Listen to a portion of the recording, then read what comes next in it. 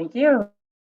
Good afternoon. I'm Rachel Heller, CEO of CHAPA. Thank you so much for joining us today. And thank you to our partners and our sponsors who provide CHAPA with the support that we need to advocate for opportunity, ensure access to housing, and to develop the affordable housing and community development field.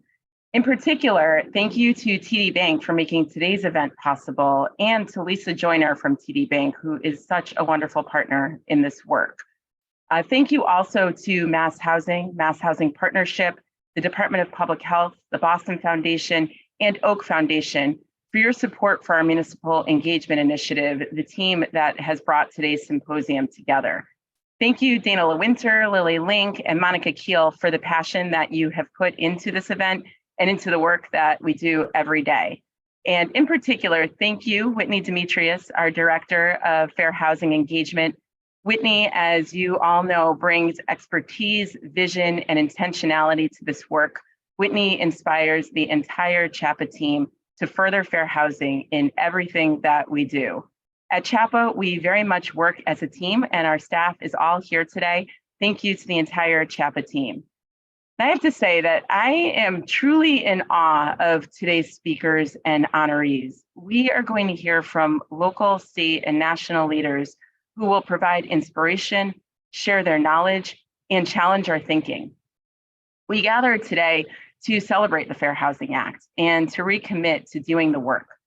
The Fair Housing Act puts into law the right that every person should be able to live where they choose without discrimination and free to live their lives as they wish with all of the opportunities that have been withheld from too many, particularly people of color.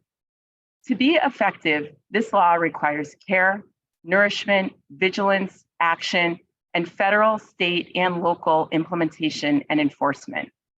By itself, the Fair Housing Act will not ensure opportunity for all, nor will it end discrimination. We all need to act, and we all see the need for action at the state and local levels when we are in public meetings and people use coded or blatant language speaking against affordable housing or housing development because it will bring crime, traffic, and increase school costs. We see the need for state and local action when people using rental assistance are discriminated against and are told that rental homes aren't available when they actually are. We see the need for state and local action in the persisting racial homeownership gap, appraisal discrimination, and land use laws that were born from redlining. And we probably all have our own stories, either that we've lived personally or that we've heard about from people that we know. The reality is we can change this. In fact, Massachusetts has a long history and commitment to affordable housing and expanding access to housing opportunities, whether through our state's protected classes, our state rental assistance program, state public housing, our capital budget investments, or the new laws that were recently passed to make it easier to put the zoning in place that opens up the gates to communities that have been closed off and to allow the new homes that we need. CHAPA is committed to this work. As a staff team, we've developed an equity and access framework. In that framework, we acknowledge that disparities in access and equity are the direct and indirect result of intentional and systemic decisions, and that to ensure equity and access, we must be intentional in our approach. We aim to impact and influence structural and systemic policies at the local, state, and federal levels while applying equity principles throughout our various programs. Today's forum focuses on our responsibility to affirmatively further fair housing and to replace harmful policies with policies that right the wrongs and get us to a place where fairness actually exists, where people have access to wealth building, prosperity, and choice. We will hear critical new research documenting the harm done by discriminatory policies in Roxbury and discuss the policy recommendations that can redress the racial homeownership and wealth gaps. We'll then learn about racial bias undermining Black wealth in home appraisals. Our goal is for you to really engage with this information and for all of us to really challenge our thinking. We have an incredible panel of experts who will guide us in this conversation, and it will be led by the truly remarkable Dr. Tiffany Manuel. Following the panel discussion, we will hear from Fair Housing Champion, Attorney General Andrea Campbell. And just when you think you can't possibly be any more inspired and ready to take action, we are going to honor colleagues who are showing us with their actions just what it means for us to affirmatively further fair housing, to do the research and the work to redress harms that have been caused by our discriminatory systems. I now have the honor of introducing a personal hero of mine, Dr. Tiffany Manuel. Dr. T is the founder and CEO of The Case Made and executive director of the Redress movement. Dr. T shows us every day and generously shares her expertise in how to change the conversation and build a narrative that brings people in to righting the wrongs and taking action that will put all of us onto the path to a bright future where everyone can thrive. Dr. T, I turn it to you. Thank you, Rachel. It is an absolute pleasure to be here. I have watched for years CHAPA grow and develop and grow the impact of the work across the state and across the country. And it is just an absolute pleasure to help you open up this important conversation around fair housing. So true to form, many of you know me from my work at The Case Made, which is all about narrative change and storytelling. I want to start there for us, just framing a few comments as we begin this very important conversation about fair housing across the Commonwealth. At The Case Made, the number one principle of case making is always that you connect to people's aspirations, no matter what part of fair housing you are making the case for. Your ability to be able to do that is what helps to pull people forward. So before we get into all of the data and research that we're going to hear today, the powerful work that's been done to help us really understand both the history, the context, and the present opportunities for advancing more just housing systems across the state, I want each of you to just take a moment and I want you to really think about why you are doing this work around fair housing. I mean, really, I want you to visualize what is it about this moment or about your life or about your aspirations in the profession that you have that bring you to this conversation today and make you passionate about what we have to do to right fair housing in the Commonwealth. What is that? Just take a moment.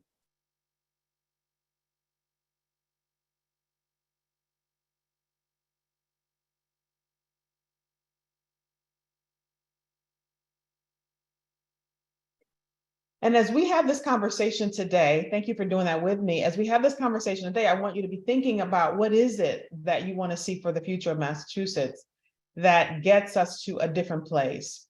And when I think about my why, because that's really about, right, for each of us, the thing that carries us forward, even when we have the data, even when we have the whatever it is, our why is what draws us forward.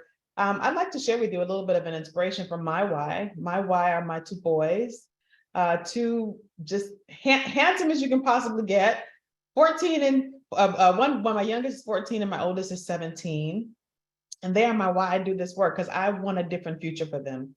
I want a future outlook for them. I want to leave for them a legacy that's different from what I was left with, right, from the past generation. I want to have us move us forward on this issue of really of belonging and inclusion in a very different way.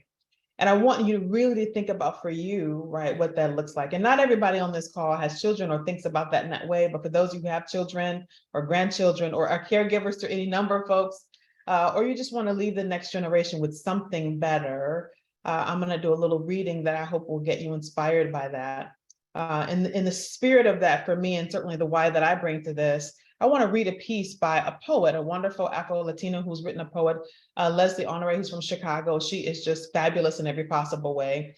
And she penned a poem, one of many, around the time a couple of weeks ago when Ralph Yarl, many of you know the story of when he was shot. This was an African-American young man, a teenager shot in Kansas City, Missouri, when he was asked by his parents to go and pick up his brother. And he had mixed up the addresses of where we were supposed to go. And he mistakenly got to the wrong address and rang the bell. And he stood there and he kept ringing the bell because he thought his brother, his twin actually was there. And the homeowner, who was white, sort of, muttered a couple racial epithets at him and then came out with a shotgun and shot him several times. Many of us are trying to make sense of that, as we do when any kind of act like that, senseless act of violence happens. Some are asking, was it about racism, right? Was that the core thing there? Was it about Did that happen because we lack gun control? Did it happen because of mental health issues of the homeowner? The answer to that is probably yes to all of that, probably. But it's also a result of, I would gather, of our segregated housing system that keeps us so divided and fearful of each other that these kinds of events, these kinds of situations have been a part of the lexicon of who we are as a nation for our entire history. And so I want to read the poem that she penned with the idea that it's a part of my why, right? For why I'm coming to you today and why I feel so committed to this issue about fair housing.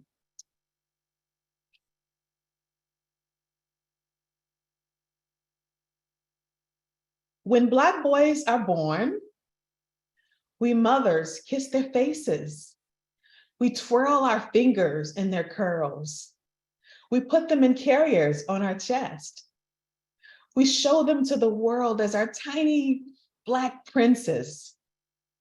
And when they start school as early as 3, we mothers, we place huge backpacks on their backs, and we slowly fill them with bricks. Etched with tools, tattooed with truths, hoping to save them. We say to them, don't talk back, don't get angry. Say yes, ma'am. Say no, sir. Don't fight. Even if they hit you first, especially if they're white, do your best, better than best. Be still, work harder, work hardest. Brick. They get a little older and we add more. Keep your hands out of your pockets. Don't look them in the eye. Don't challenge. Don't put your manhood before your life. Just get home safe. Don't walk alone. Don't walk with too many boys. Don't walk towards the police. Don't walk away from the police. Don't buy candy or iced tea. Don't put your hood up. Don't ring the doorbell. I'll drive you. I'll pick you up. You can't be free. Don't go wandering. Come home to me. Brick. They get a little older and we add more. Understand that you're a threat. Standing still, just breathing. Your degrees are not a shield. Your job is not a shield. Your salary makes you a target. Your car makes you a target. Your nice house in a nice neighborhood, if you can get it, makes you a target. Don't put your ego before your safety. Don't talk back. Don't look them in the eye. Get home to your wife, your son. Brick. They weigh them down, this knowing of having to carry the load of their Blackness. The world hasn't changed. The straps just dig a little deeper into their skin. Their backs ache, their souls don't break. Our beautiful Black men. When you say to me that all lives matter, I simply ask, will your son be shot for ringing the wrong doorbell of the wrong home? Ours have.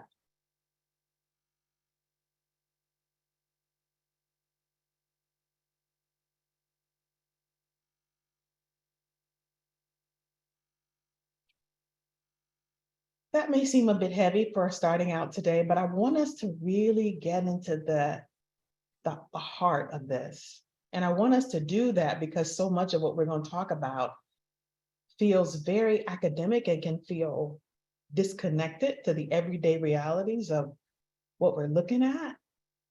But a large part of what we're talking about is about the ability of our nation to do better, to erase the things that are dividing us so that all of us get to experience a very different kind of life here together. And so as we start this convening, I want us not certainly to have the heaviness of that, but to have the depth of emotion of what this actually means.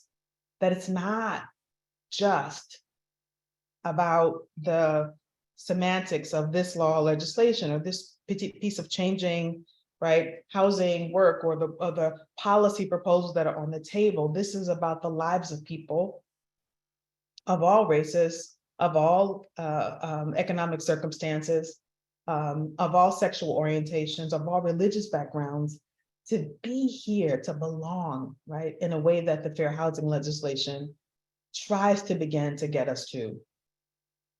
So I'm going to say welcome, dig into your why and aspiration, listen hard and intensely, and let's talk about what we can do to prepare ourselves for a better place. I'm going to stop there and turn it over to Maria. Well, thank you so much, Dr. T. As you always do, you help center us in a real way, and you have done that today, and we thank you.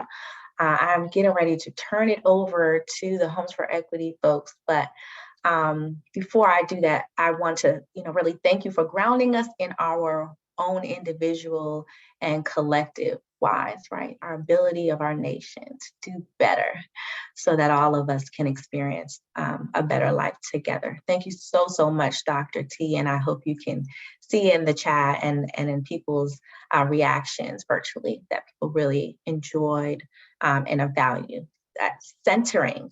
I am going to now introduce Maria Lattimore, who's the program director for the Homes for Equity, and Dr. Nina Estrella Luna, who's the principal and owner of Star Luna Consulting. We'll start off with Maria. You'll talk about the Homes for Equity program and the work. And then Dr. Nina is going to jump in and talk about the research. I'm really excited to hear about that. And then we'll come back in and I'll have some questions for you and we'll get into the meat. So thanks so much, Maria. Again, full bios are available and we'll put the link to find out about our extensive and impressive panelists and presenters. Thanks, Maria. Thank you, Whitney. And thank you so much, Dr. T, for that powerful reading. I think what you've shown us in that reading is that people's lives are really affected by housing discrimination, what's going on.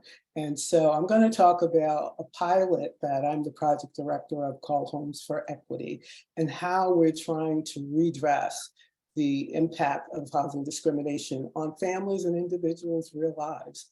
So if you allow me, I'll share my screen.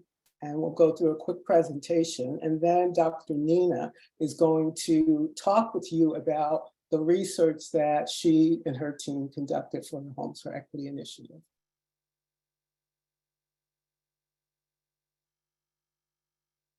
All right. So Homes for Equity is a pilot to build wealth through home ownership for people of color who've experienced housing discrimination. Our goal is to start to make a small dent in the racial wealth gap. There are 3 partners of Homes for Equity. They include Opportunity Communities, Nuestra Comunidad Development Corporation, and Massachusetts Affordable Housing Alliance.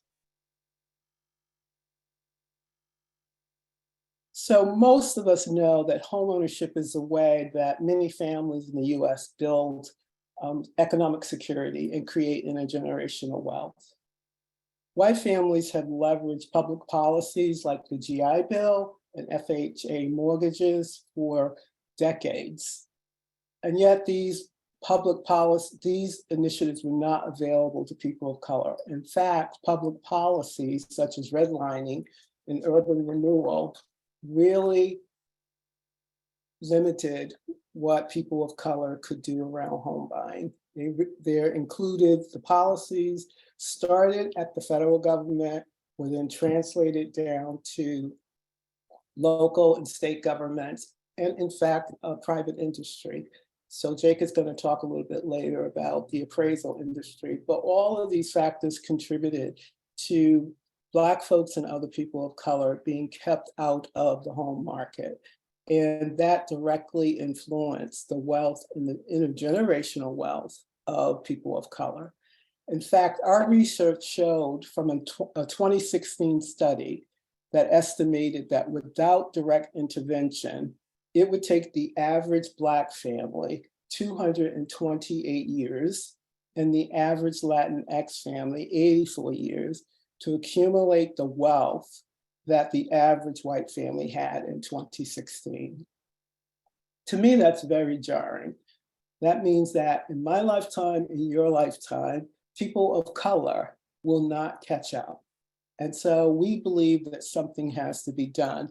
And Homes for Equity is a bold and innovative initiative where we're trying to close the racial wealth gap explicitly by allowing households of color harmed by housing discrimination to buy affordable homes and to generate wealth.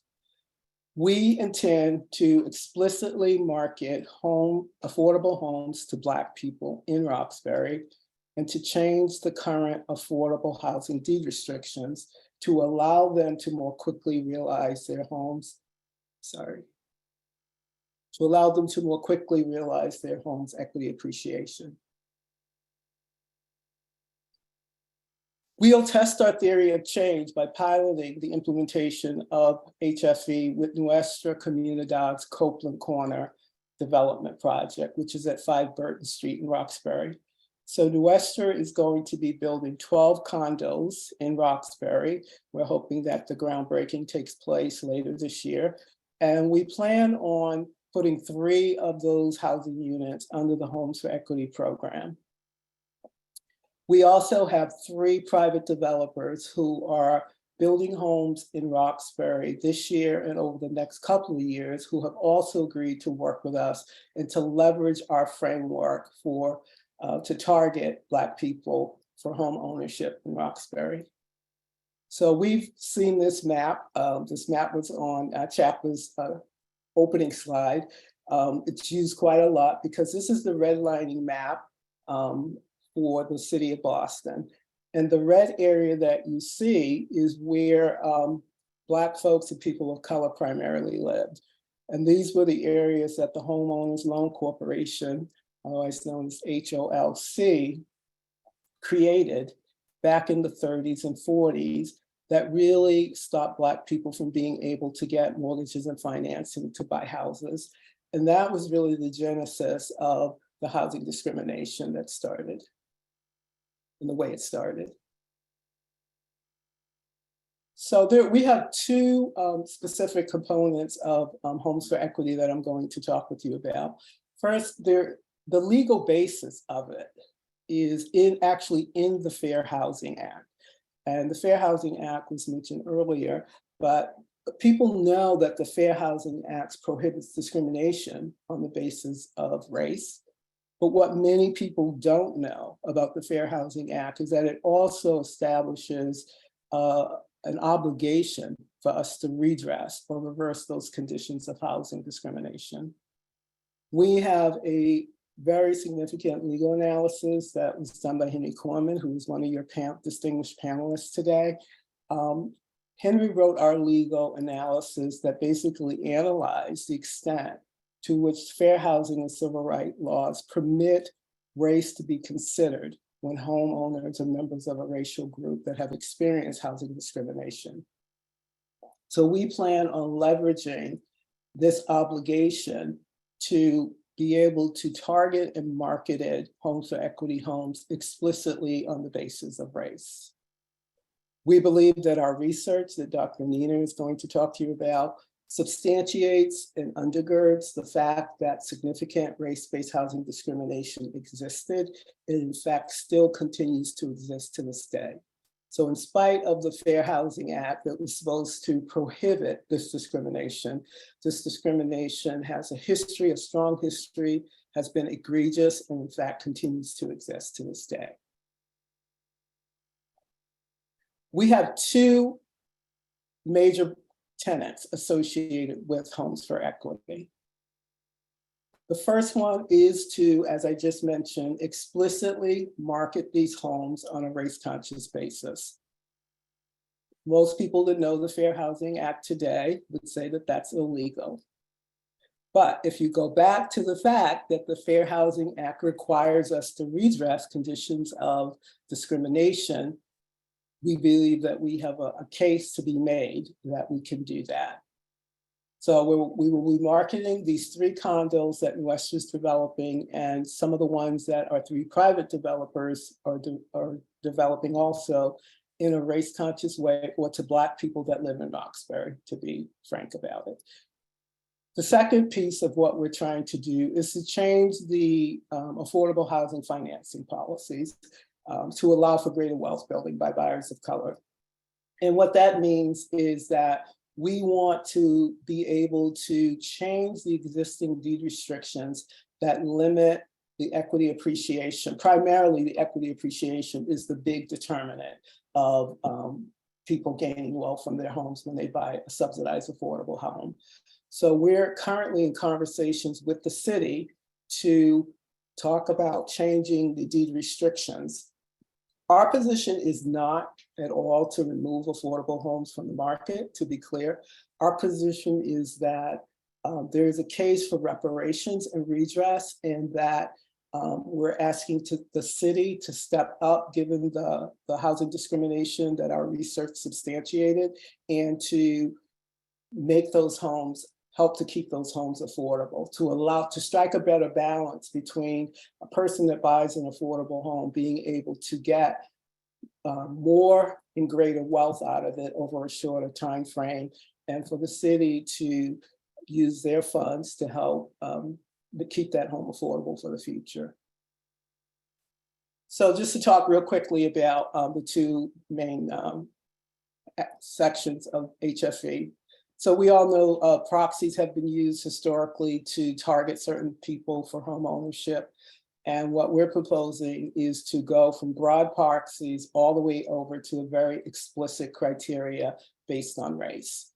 So proxies often fall short of what they're intended to do. The research has shown that in a number of cases. We believe that by explicitly targeting race, that we'll have a stronger chance of getting homes to people that have been discriminated against. And on the changes to the affordable housing finance, what we want to do is, again, and we're currently in conversations with the city to change the deed restrictions. Right now, there's limits on the equity appreciation, how much homeowners that buy affordable homes can take as far as appreciation when they sell the home. Today, the city's master covenant only allows the homeowner to take 3%, to have a gain of 3% per year. And in 2021, the equity appreciation of the average home in the Boston area was well over 9%, about 9.6% according to the research. So we want to strike a better balance of homeowners getting 3% versus 9% to help them get more equity quicker. Again, with the goal of closing the racial wealth gap and creating intergenerational wealth. There's a cap on resale prices. And so what we want to do is to reduce all of these deed restrictions so that homeowners that have suffered housing discrimination can really leverage and get redress through changes in the policies.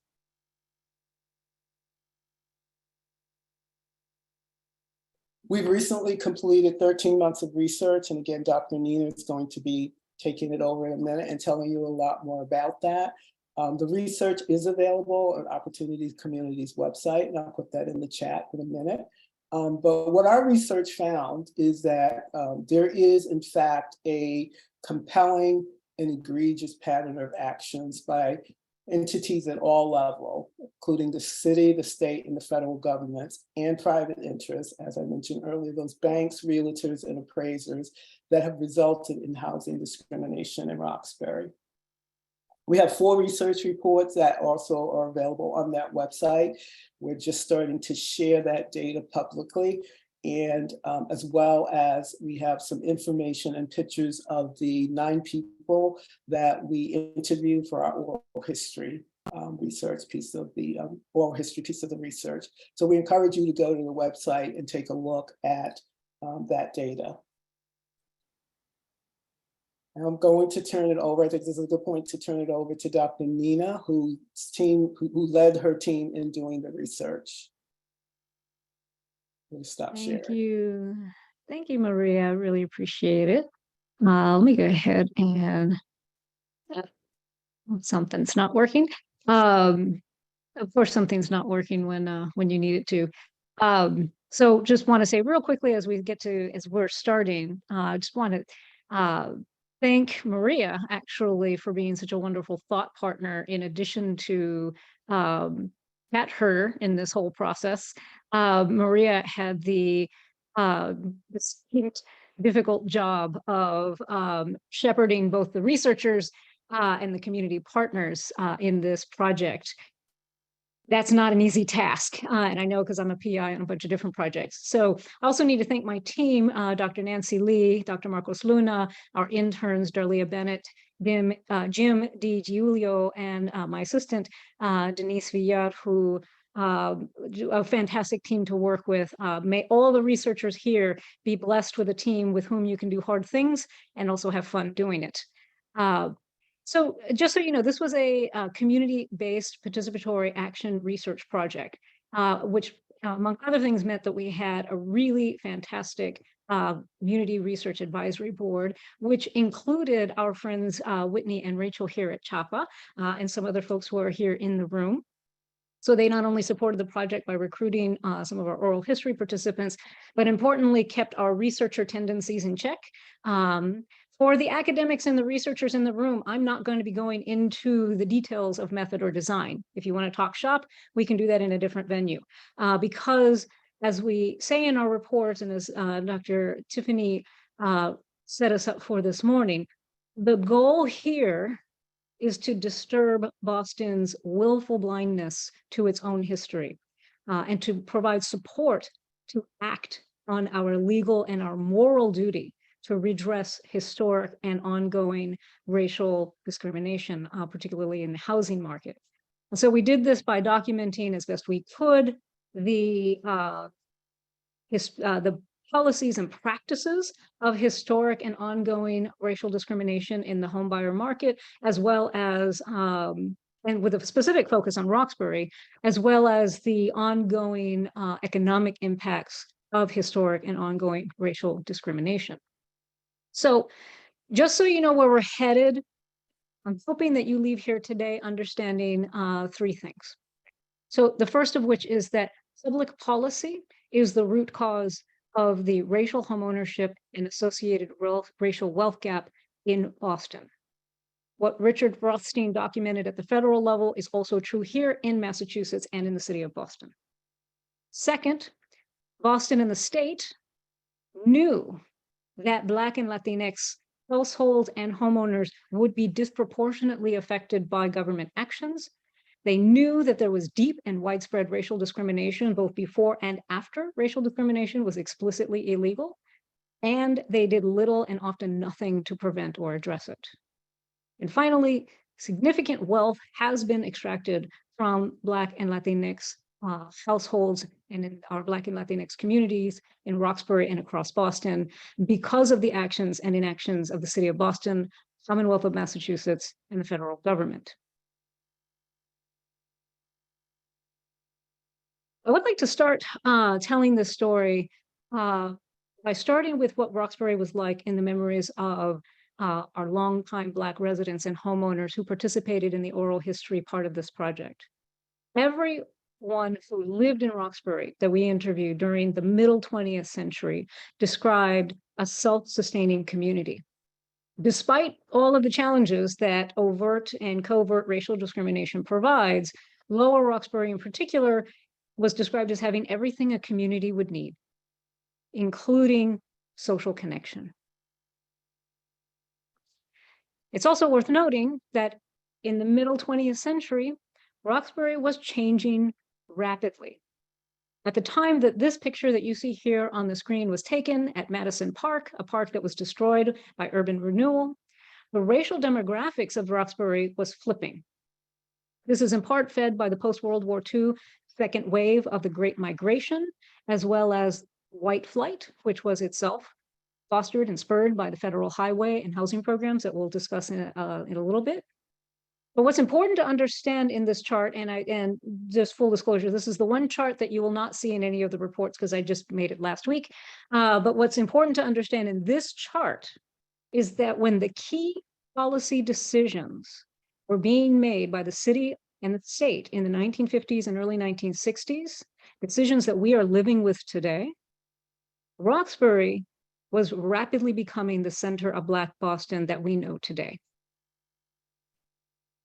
You're gonna see this a little later. It suffices to say for the moment that this blackening of Roxbury was alarming to city leaders. So where are we at today? I'd like to go back to something that Maria pointed out a little earlier. Here in Boston, we live with some of the largest racial homeownership gaps in the country. And actually, according to one BRA report that we read that was written in the late 1980s, Boston had the highest Black-white homeownership gap of any city in the country in 1980. But what I want to call your attention to is that the racial homeownership gap today for both Black and Latinx homeowners is larger than it was 40 years ago. One contributor to this gap is the extremely high rates of denial for mortgages in the neighborhoods with the largest Black and Latinx populations. When we looked at HMDA data, so this is the mortgage data that's collected by the federal government from the banks, one of the things that we found is that Black, Latinx, and Afro-Latinx applicants, people trying to buy homes in Boston, were anywhere from 35% to over 300% more likely than white applicants to be denied a mortgage. This disproportionately higher rate of denial occurred at all income levels. In fact, we found that high-income Black applicants for mortgages to buy a home were 32% more likely to be denied than low-income white applicants. And I want to be explicit about what we're seeing here. What this tells us, what this suggests, is that the racial disparities in mortgage denial is about race. It's not about income. So the question that all of this raises is, how did we get here? Right?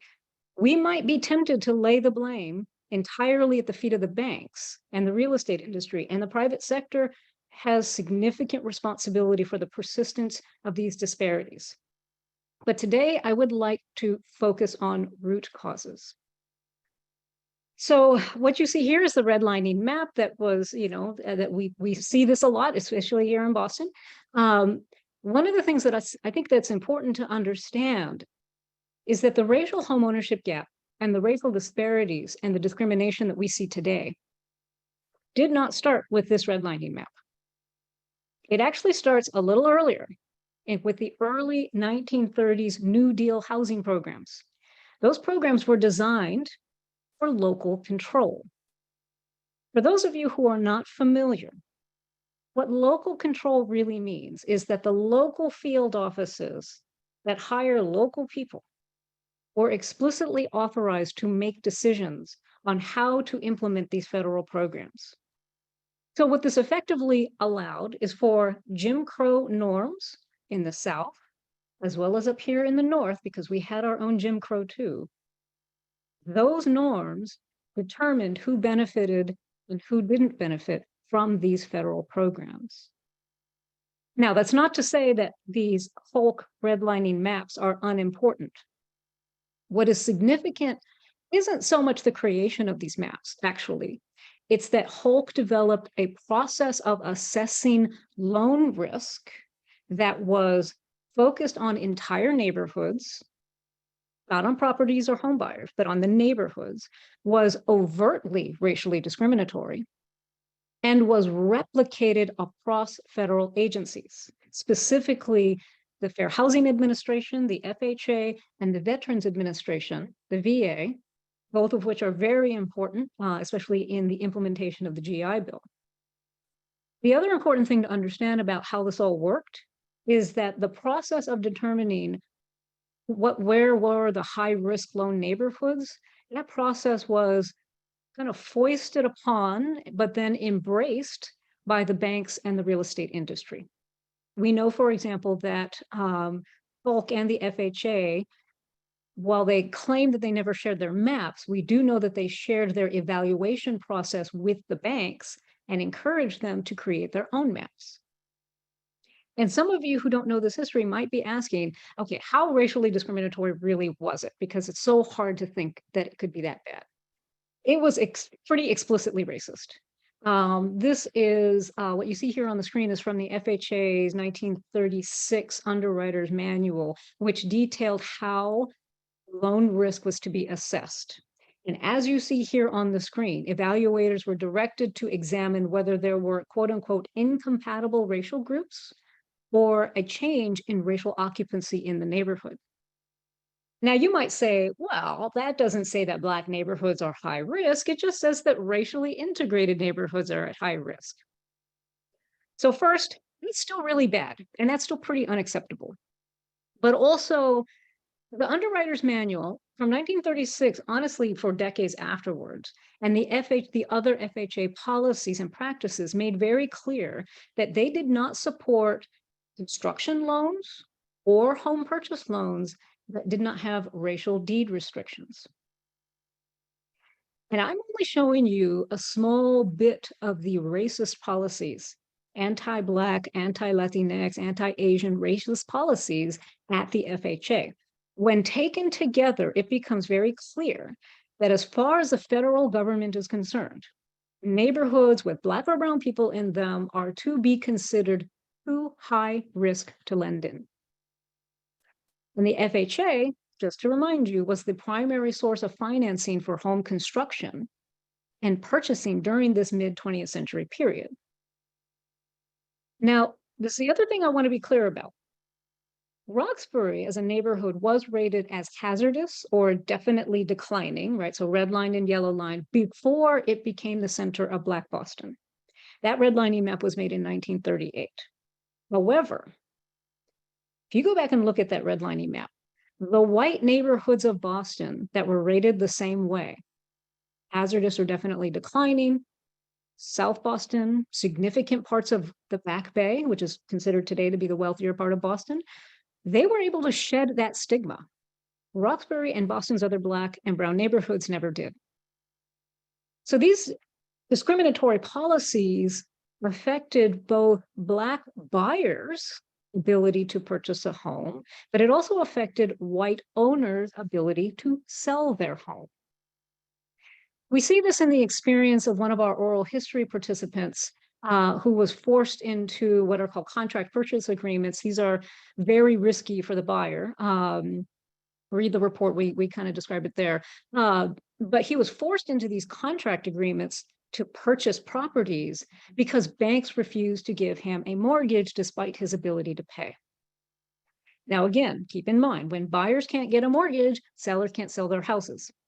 And when people can't sell their homes that they don't want or that they can't or don't want to live in anymore, those properties are now at higher risk of not being maintained, not being updated, or becoming abandoned. So where are we at? 1950s, 1960s. As Roxbury was becoming the center of Black Boston, we have banks that won't lend in Black and brown neighborhoods, even if people want to sell, because that's federal policy. We have banks that won't allow Black and brown buyers to purchase homes in white neighborhoods because that is both federal policy as well as also part of pre-existing racial bias. So by this time, we have now created the perfect conditions for producing the racial homeownership gaps that we see today and historically. Very importantly for Roxbury, however, we also created the conditions for what became known as blight. And we're going to come back to that in a minute. But before we get there, we also must talk about the city and the state's transportation policies and their role in this story. Now, I go into more detail about this in the report, but what you see here on the screen is the start of the controversial Southwest Expressway and Inner Belt Highway proposals. What you see here was this first proposal was made in 1948. This was the beginning of the blackening of Roxbury. Now that blue line that you see, that was a depressed highway, not a covered highway, not a buried highway, but a depressed highway running right through Roxbury Crossing. Transportation planners for this plan claimed that extensive takings would not be needed to build this highway, clearly ignoring the hundreds of homes and businesses just in this map that you see here on the screen. And just for those of you who aren't super familiar with this part of Roxbury or this part of Boston, if this had gone through, there would be no Roxbury Community Center, at least not where it's at now. There would be no Islamic Society Boston Cultural Center, at least where it's at now. There would be no Roxbury Heritage Park. Not even sure what would have happened to the Basilica that's right up the street from here. Now, nothing happens quickly in Boston or Massachusetts, and that includes transportation planning. There's actually kind of a funny little report from HUD criticizing Boston in the 1950s, saying, y'all are taking too long. You keep studying things to death. So in 1962, fast forward 14 years, we have state transportation planners who are still trying to get these highways built, and they are entirely fixated on building highways through Roxbury. In all the reports that we read, the state was pretty unconcerned about the displacement that these highway projects would cause. Their own reports predicted that the proposed highway projects through Roxbury and the South End would cause housing shortages. They moved forward anyways.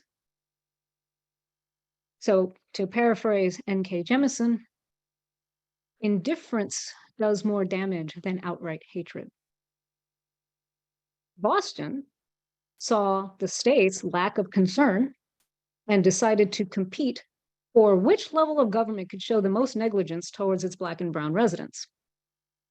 In 1959, the city's planning department, so this is before the BRA, the city's planning department, their transportation policy proposed to conspire with the state to align their city's urban renewal policies with the state's highway projects, not because it would be more efficient or less disruptive, but because it would save the city money. In short, the city's planning department wanted the state to take the land for highway projects, which the city supported, so that it was the state kicking people out, and then the city wouldn't be responsible for paying to relocate those families that they were already planning to displace through their urban renewal programs. Can Boston look worse than this? Yes, it can, because the city of Boston targeted Roxbury for urban renewal. And by that, I mean, if you're going to destroy a neighborhood to save the city, there were actually better candidates.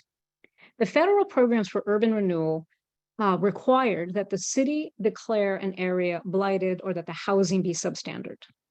Feds left it up to the states to define what blight was. The state left it up to the city. And the courts basically said, yep, you can do whatever you want. The BRA loved to say that they were using American Public Health Association standards. Those standards themselves are highly suspect. That's a whole other talk. But one of those standards that APHA proposed for determining blight was the existence of indoor plumbing. And now I think we can all agree that it's not unreasonable, even in 1960, to say that housing without indoor plumbing is probably substandard. However, if the Boston Redevelopment Authority had used or integrated that definition when deciding which neighborhood to focus urban renewal on, they would have targeted the North End. Because as you can see here on the screen, the North End had 4.5 times the number of substandard housing units than Washington Park in Roxbury did.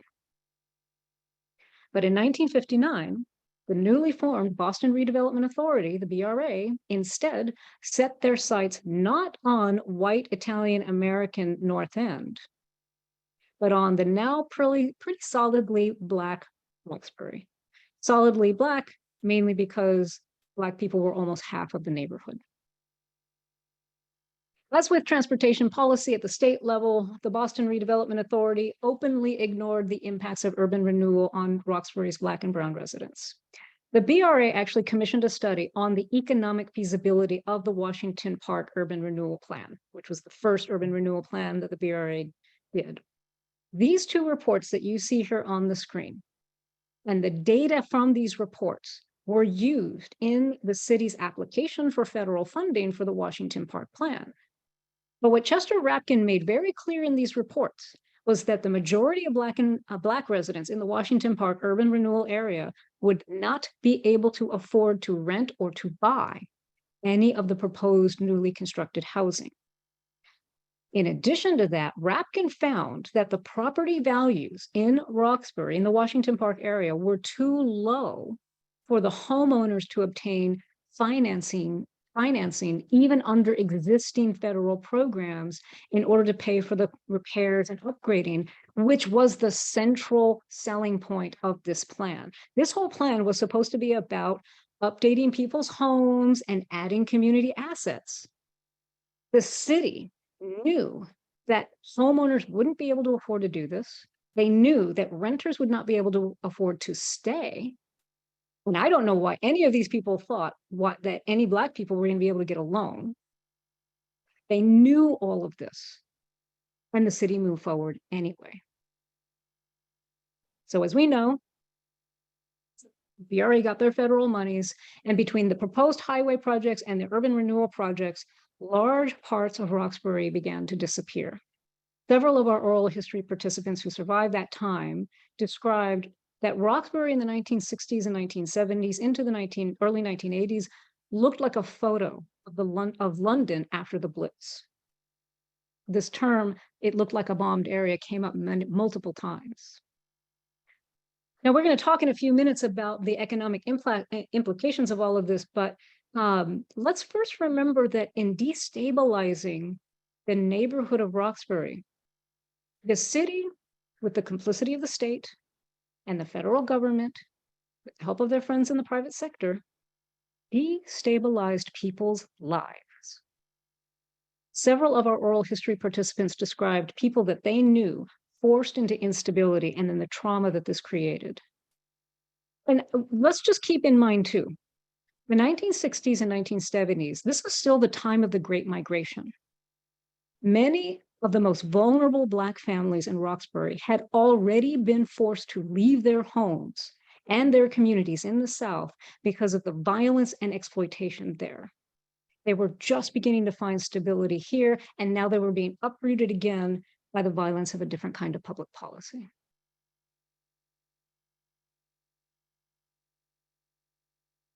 One of the things that Chester Rapkin noted as a problem that was going to prevent the success of the Washington Park Plan was widespread and well-known racial discrimination, especially in the home buying market and the mortgage market. Boston's response to that was to revive the Boston Bank's Urban Renewal Group, or BBRG. And this is something that's very unique to Boston. BBRG was a consortium of a couple of dozen banks that Mayor Kevin White revived after the 1968 uprisings, and basically forced those banks into providing FHA-insured mortgages to Black and Spanish-speaking buyers. To be clear here, these FHA-insured mortgages created zero risk for the banks, okay? But they were forced into doing it. So the banks said, fine, we'll do that, but we're only going to allow Black and Latinx buyers to purchase homes within a prescribed area. So BBRG effectively engaged in reverse redlining. So I want to zoom in on this for a little bit for you. And so that for those unfamiliar with Boston's geography, BBRG basically contained Black and Latinx home ownership to a small number of neighborhoods.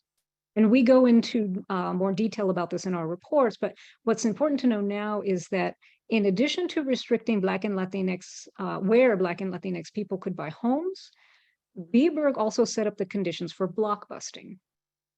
So blockbusting is where real estate people scare white homeowners, basically taking advantage of their internalized racism. So they scare the white homeowners into selling their homes at below market value, and then they resell those homes at prices much higher than they're worth. So that's bad because that's just basic exploitation. What's worse, however, to me, is that the city knew that this was happening and they actually refused to do anything about it. When the BRA staff raised this issue with the BRA leadership about many issues with BBRG, but also specifically the racially discriminatory aspects of this initiative, the BRA leadership basically gave them a pass. We can't oblige the banks to meet the needs of Black and brown homebuyers. Another thing that we found in the archives is that the banks basically, so the mayor's office, Mayor Kevin White's office, went to the banks and said, this doesn't look good, guys. We don't like how you're doing this. Can you expand where you're allowing people to buy, right? We've got willing sellers, but they can't get the mortgage. And the banks basically said, if you try to force us to move to lend beyond the B-Bird line, we're going to shut the whole program down.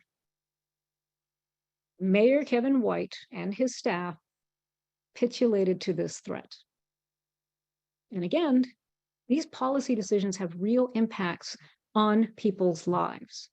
Many of the homes bought through B-Bird needed significant repairs or updates. We were able to interview one person who did buy their home through B-Bird, who needed to have the roof repaired. It still had a septic system when she bought the home in 1972. Homeowners were forced to make the choice between doing repairs or paying an inflated mortgage note. According to one estimate, more than 50% of B-Bird loans ended up in foreclosure. Now, this brings us to the question that I know a lot of you want to know. What are the economic implications of all of this, right? So we calculated the economic impacts of 3 things that happen. And so the first I want to share with you is related to those inflated prices that B-Bird buyers paid. So without getting into the details of the method there, we were able to ascertain that somewhere between that different B-Bird buyers usually paid somewhere between $3,000 to $10,000 more than what they should have paid. To put this into perspective, this is $3,000 to $10,000 in like 1970 type dollars. This amounts to $23,000 to $78,000 in today dollars. So we asked, basically, given the $3,000 to $10,000 overpayment, if home buyers had been able to take that money, that $3,000 to $10,000 that they overpaid, put that money into a savings account in 1970, how much would they have accrued in 2021? We also asked if they could have taken that $3,000 to $10,000 and invested it in the stock market, the same amount of money, how much would have been accrued between 1970 and 2021 over those 50 years. And as much as I would love to play a game with you around, let's figure out what people think, we don't have time for that. Let's just say we use standard assumptions around the rate of accrual for savings and stock markets investment over this period of time. We also used a more conservative assumption. What we estimated is that a single household would have accrued anywhere from $8,000 to $79,000 just in a savings account over that period of time.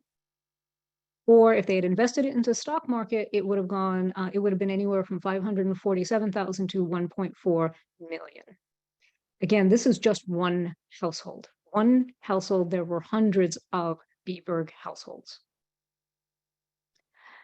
We did something similar with another interesting thing that we found. Roxbury residents were paying disproportionately higher tax assessments compared to white neighborhoods. This isn't interesting in so far as this happens. We know that this has happened in other cities. What's kind of maddening about it is that the city had known for decades that Boston's Black neighborhoods were paying much higher property taxes than similar or similarly valued properties in white neighborhoods, and they just couldn't figure out what to do about it. So in our second estimate of economic impacts, I'm not going to go into the details of the method, but we basically were able to estimate that if a Washington Park homeowner in Roxbury had paid the same taxes for just 1 year as a Charlestown homeowner, and Charlestown is, for those of you who don't know, Charlestown is a neighborhood of Boston. It's particularly at this time in the 1970s, a working class white neighborhood that also had its fair share of urban renewal and highway development shenanigans. We were able to estimate that for just 1 year, the Washington Park homeowner paid a little more than $700 more in their tax assessment than a similarly situated Charlestown homeowner would. So again, if the homeowner had been able to save or invest that money, that's just that $700 between 1970 and 2021, how much would have been accrued? So again, this is just 1 year's relief from disproportionate tax assessment. We estimate that in a savings account over that 50-year period, $2,000 to $5,600. If it was in the stock market, $39,000 to $100,000. And again, I want to emphasize, one household, 1 year's worth of equitable tax assessment. Imagine if this had been decades.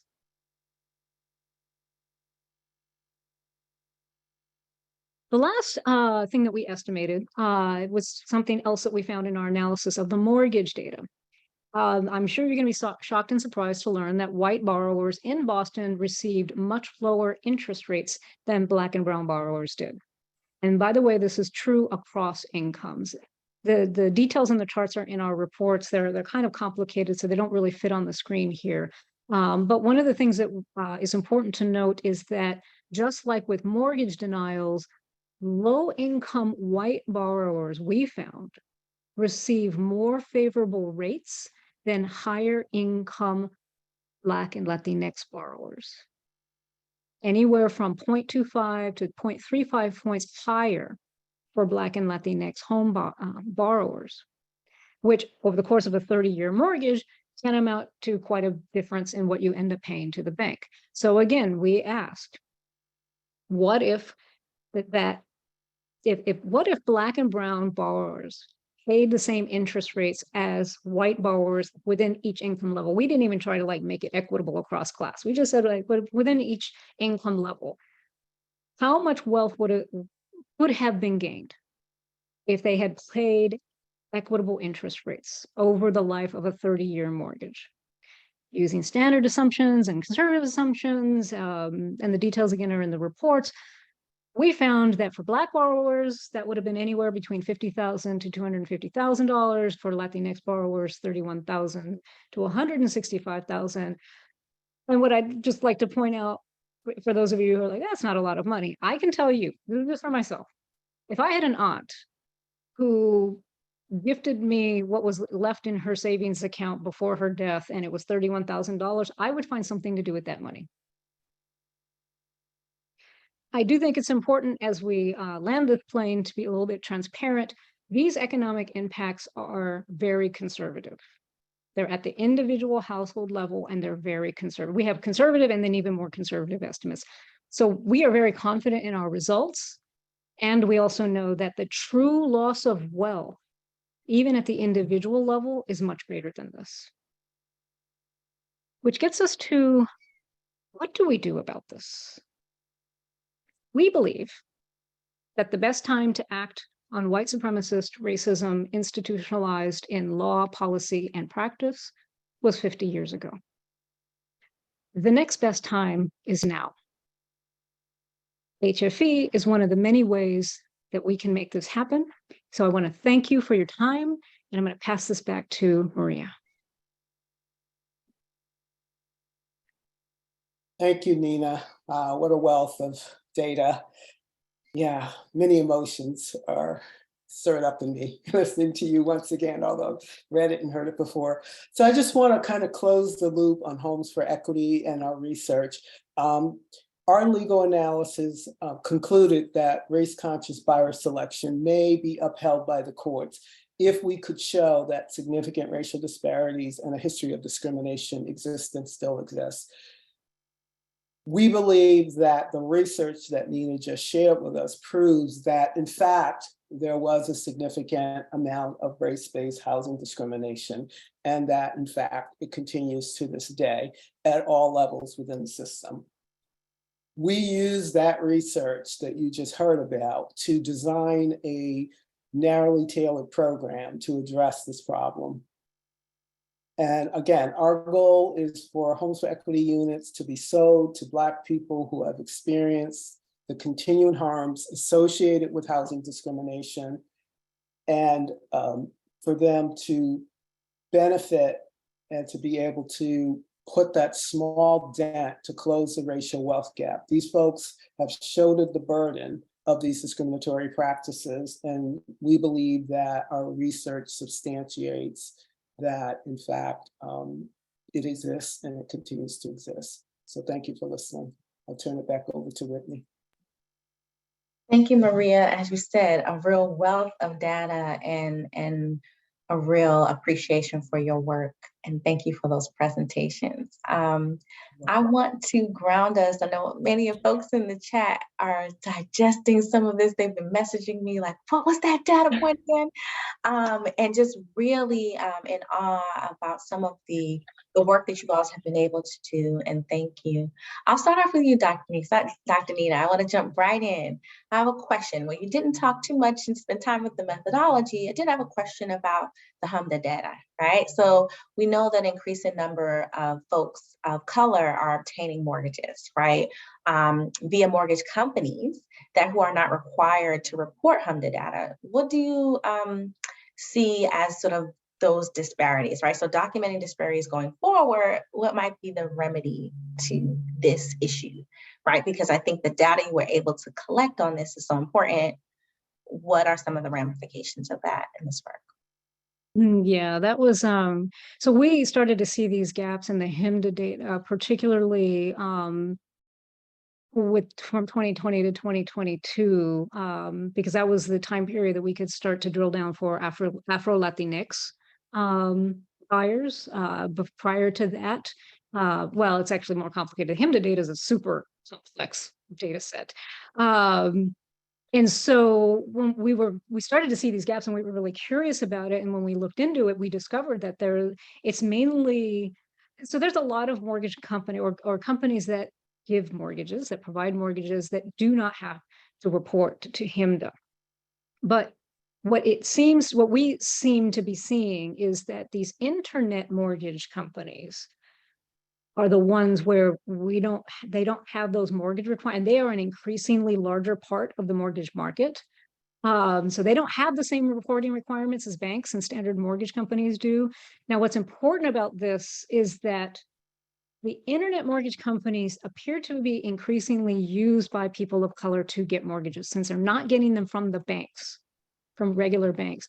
They seem to be able to be, and maybe it's marketing, who knows, but they are more and more people of color are using these internet mortgage companies who are not required to report to the level that standard banks and standard mortgage companies do. So ultimately what this means is we're going to have a much more difficult time in the future monitoring racial discrimination in the home buyer process, because we will have less and less data on the folks who experience the most discrimination. So, the remedy to that is basically to make everybody report. Everybody needs to be reporting mortgages, period. Well, I can hear all the excuses about reporting and burden and blah, blah, blah. But, we have a duty to redress racial discrimination in this country. And so burden, if you have enough capital to lend money, you have enough to report on it. So that, to me, that's the basic remedy.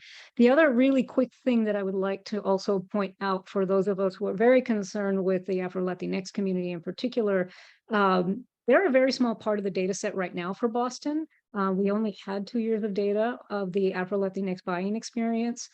Over time, which means that we're sort of like, well, what we see is a little bit not quite as solid as we'd like to see it. I think over time, we're going to have a better idea over the specific experience of our Afro-Latina neighbors. We have work to do, right? We have work to do.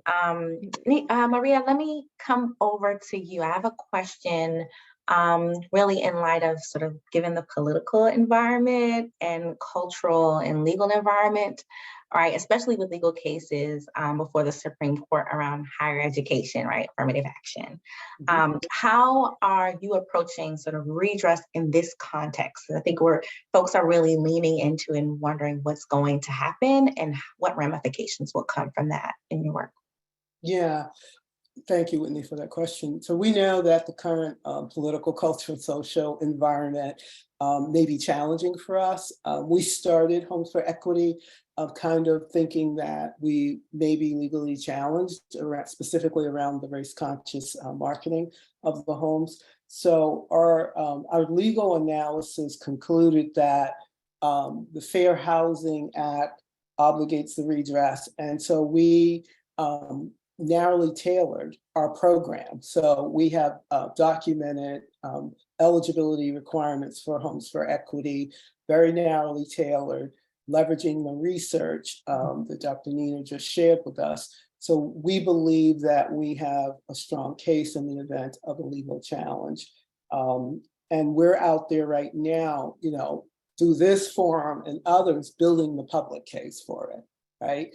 And so with the support and advocacy of, you know, we met with elected officials, you know, we're in very active conversations with the city about the deed restrictions and potential changes to that.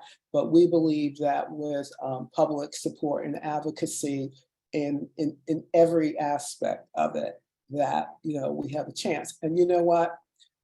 We have to do it. It's the just from our moral center, we have to do it. We have to see where we end up. It's going to be a pilot and it's going to be challenging, but for us, it's not an option to say it's hard. We can do hard stuff. We can do hard stuff, leaning into that and figuring out how to get it right. How can people get engaged? Well, I know you shared some of the next steps. I want to give you some opportunity to talk about that. Could be here with you guys all day. Yeah. Keep us on target with the program but how can people get engaged? Yeah, so people can get engaged. I'm going to put into the chat we have a petition on change.org. We would encourage folks to go out and to sign on to our petition. People can look at our research. We've started a public campaign to sharing the research and getting advocacy. People can talk with us. We're working with our New Esther's community engagement folks. We're going out in the community at every level. We will talk to any group, any size. Like I said, we're talking to all of those constituencies to raise the awareness of what the data is showing us and the need to take action. Because if we sit here, we are going to be in the same position 50 years. And Dr. T talked about how this is so meaningful for the next generation, whether you have children or not. You know, that next generation is going to continue to feel the impact of this unless we do something. And it's going to, again, it's going to be a challenge. It's going to be hard, but, you know, I'm in it for the long run. Thank you so much. Dr. Nina, any final thoughts as we wrap our conversation here? You're muted. Muted because I'm thinking. No, I think I would only say that I know there's some folks here who are not, they would argue that, hey, you know, homeownership isn't the only way to reduce the racial wealth gap. And we all acknowledge that. However, has been for decades and will continue to be for a long time, one of the major ways that's most accessible for most people. We did see in our research, you know, all of this is tied to all the other forms of our racial wealth gaps, right? So it's also tied to education, it's tied to ability to entrepreneurship and ability to start businesses and sustain businesses, small businesses, large businesses. So 8 homes for equity nobody here is saying, oh, this is the only way to do it. We need all the tools. We need all the tools. And so that's one of the other things that we want to leave people with is that we need the policy tools and we need all the multiple kinds of tools to address and redress this discrimination. Thank you so much, Dr. Nina, Maria. I'm in awe. We have work to do. The issue was multi-pronged, how we got here. The solutions must be multi-pronged as well. Thank you so much. Thank you for having us. Thank you for listening. I am excited now also to introduce and invite up on screen Jake Lillian. He is the Counsel for Fair Housing Enforcement at the National Community Reinvestment Coalition, NCRC. We appreciate you being here today. He's going to be talking about his research and report on the appraisal discrimination report, the faulty foundations, right? This is kind of the premise of what we're talking about, faulty foundations and some solutions. So I'll turn it over to you, Jake. Hi, everyone. Yeah, my name's Jake Lillian. I am a fair housing attorney here in Washington, D.C. I am a bit of an outsider today because I do not live in Massachusetts and I am not from Massachusetts. I'm originally from New Jersey and I have been living and working in D.C. for a long time. But I nonetheless would like to give a shout out to Western Mass. Hopefully we have some Western Mass representation. I went to UMass Amherst for undergrad, and I was active in local politics in Hampshire County. So I know Western Mass doesn't always get the recognition it deserves. Somebody's here from Northampton, fantastic. So I'm here to talk about appraisal bias. At my nonprofit, the National Community Reinvestment Coalition, or NCRC for short, we believe very strongly in promoting fair housing and fair lending and doing everything we can to try to eliminate the racial wealth gap. And one of the ways that we promote fair lending and fair housing is by doing fair housing testing around the country. And I'm sure some of you are familiar with fair housing testing, but for anyone who is not, let me just give you an example of what a typical fair housing test might look like. A fair housing group like ours might hire a Black person and a white person to go to the same apartment complex on the same day at different times. And we would instruct both of them to say that they're interested in a one-bedroom apartment. And then they would report back to us how they got treated. And if some sort of egregious overt discrimination happened, like let's say the leasing agent told the Black tester, you know, we don't rent to Black people here. You know, if something like that happened, we would immediately file a complaint against the apartment complex, probably with the Department of Housing and Urban Development. They regularly take testing complaints like that. But that kind of overt discrimination is pretty rare nowadays. What would be more likely to happen would be maybe that the white tester would be told, oh yeah, we have 5 units available. And the Black tester might be told, oh, sorry, we don't have anything. Or alternately, maybe the Black tester would be told, yes, we have 1 unit opening up on the 25th. Thank you, have a nice day. Whereas the white tester would be told, yeah, we have a unit opening up on the 25th, so let me give you a tour of it, and let me tell you about this special we're running, and I'll give you a brochure and my business card, and then, you know, a couple of days later, the tester will get a phone call asking, you know, are you still interested? We're still running that special. If that kind of thing happens, if there's a, you know, significant difference in treatment, then what we would probably do is retest, send in a different Black tester and white tester, see if the same thing happens. And if a business like an apartment complex is showing a pattern of discrimination, then we would file a complaint against them. And that kind of testing happens all the time. Lots of groups around the country are doing it. And the most common targets are apartment complexes, real estate companies like real estate agents, and also mortgage lenders. Those are very common forms of testing. But I decided a couple of years ago that I would like to open up our testing program to include appraisals. And that wasn't something that had really been done before. So I ended up doing some appraisal testing and writing a report on it, which was released in October and has gotten some attention. But before I get into what happened with my report, let me get into the history of appraisal bias in this country and give you an idea of why I thought it was necessary to start testing appraisers. So I'm going to share my screen. Hopefully everybody can see some PowerPoint slides. If you don't, please let me know. If they're not advancing, someone can say, Jake, that didn't work, and I will appreciate it. So I'm going to start back in the 1930s. We just heard all about how reprehensible the FDR administration was in the way they handled redlining.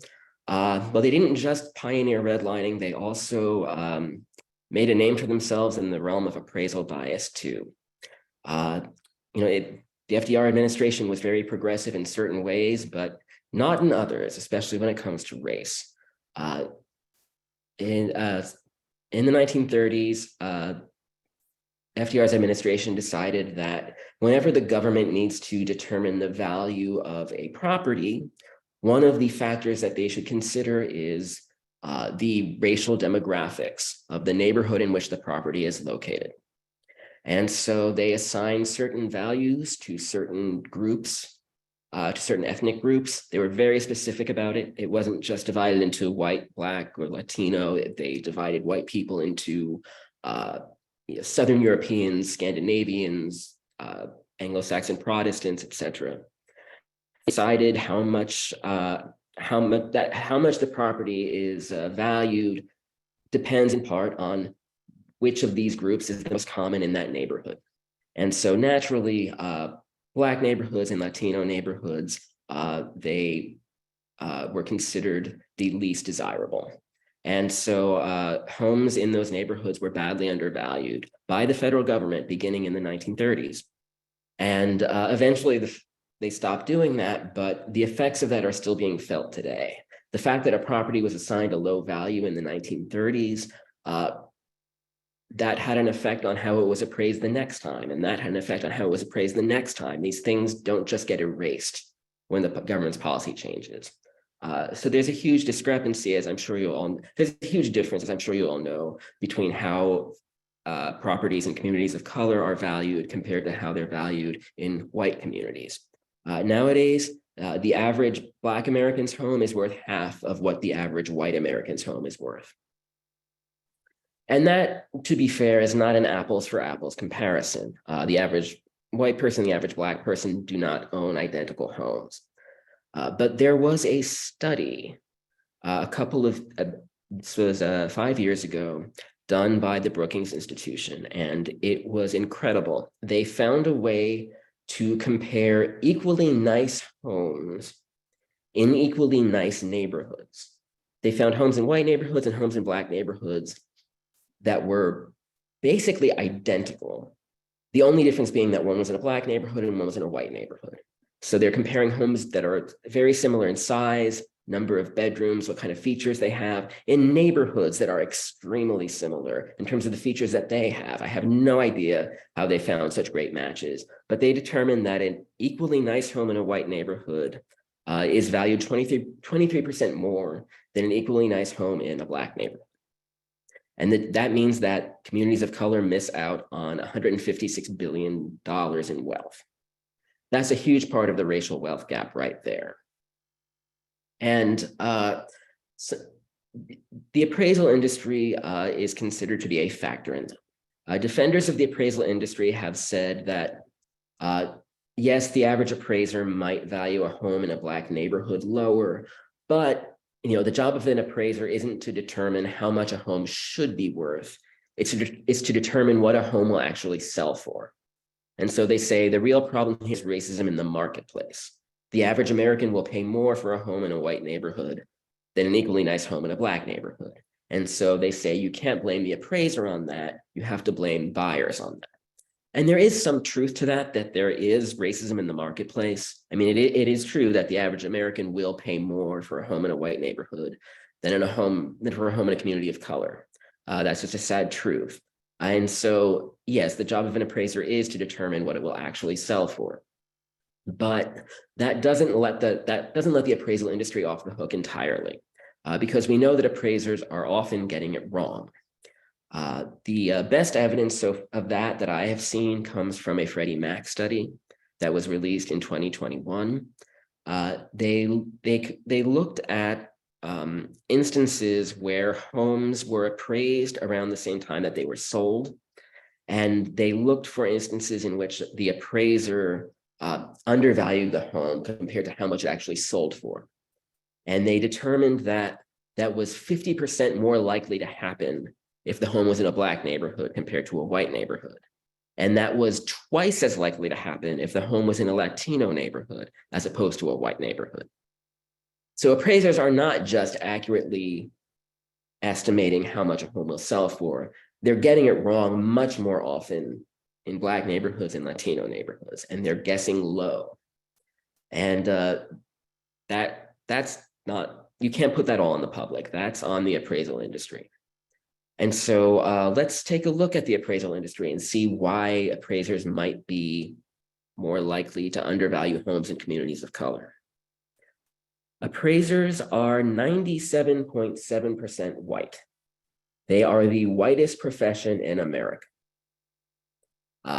They're also 70% male, and about half of them, I believe, are over 55. I recently heard someone describe the appraisal industry as pale, male, and stale, and that's pretty much dead on. It's just not a diverse industry. And if you're wondering how an industry can remain that white in America in 2023, well, a big part of it is that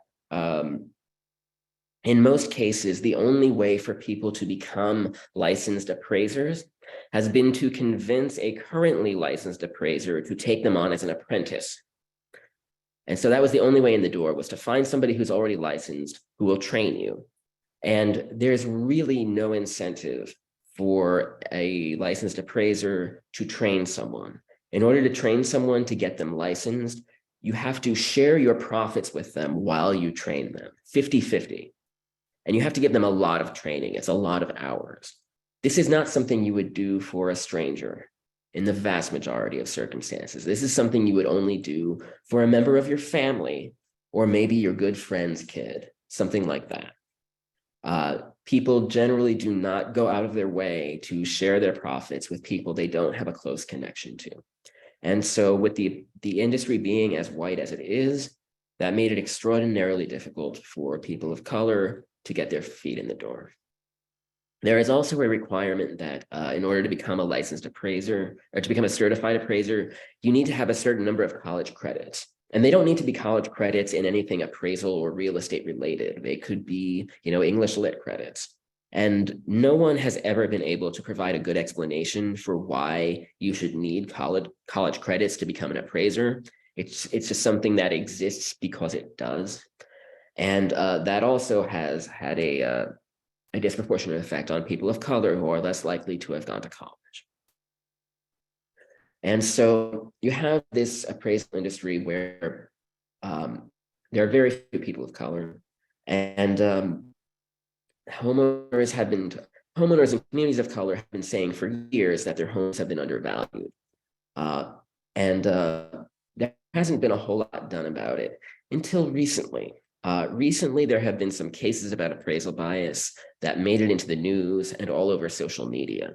What happened in these cases were that Black homeowners got their homes appraised, and they met with the appraisers when the appraisers did the home inspection, and they were shocked at how low their homes were valued.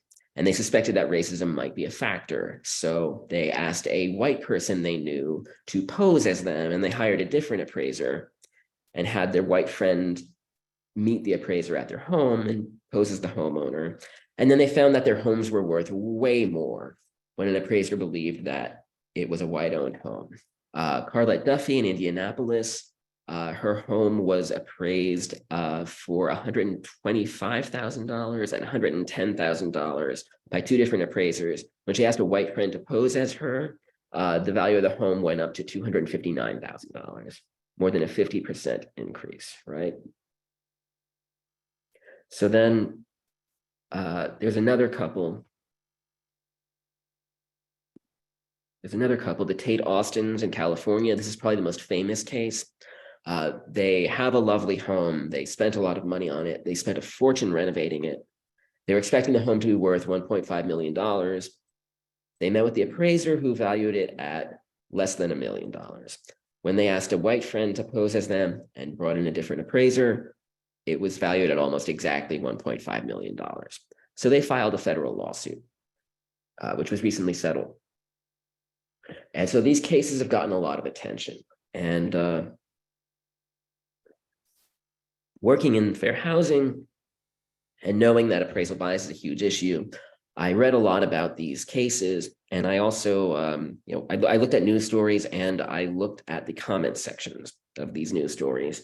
And, a lot of the comments were awful because so many internet comments are just awful.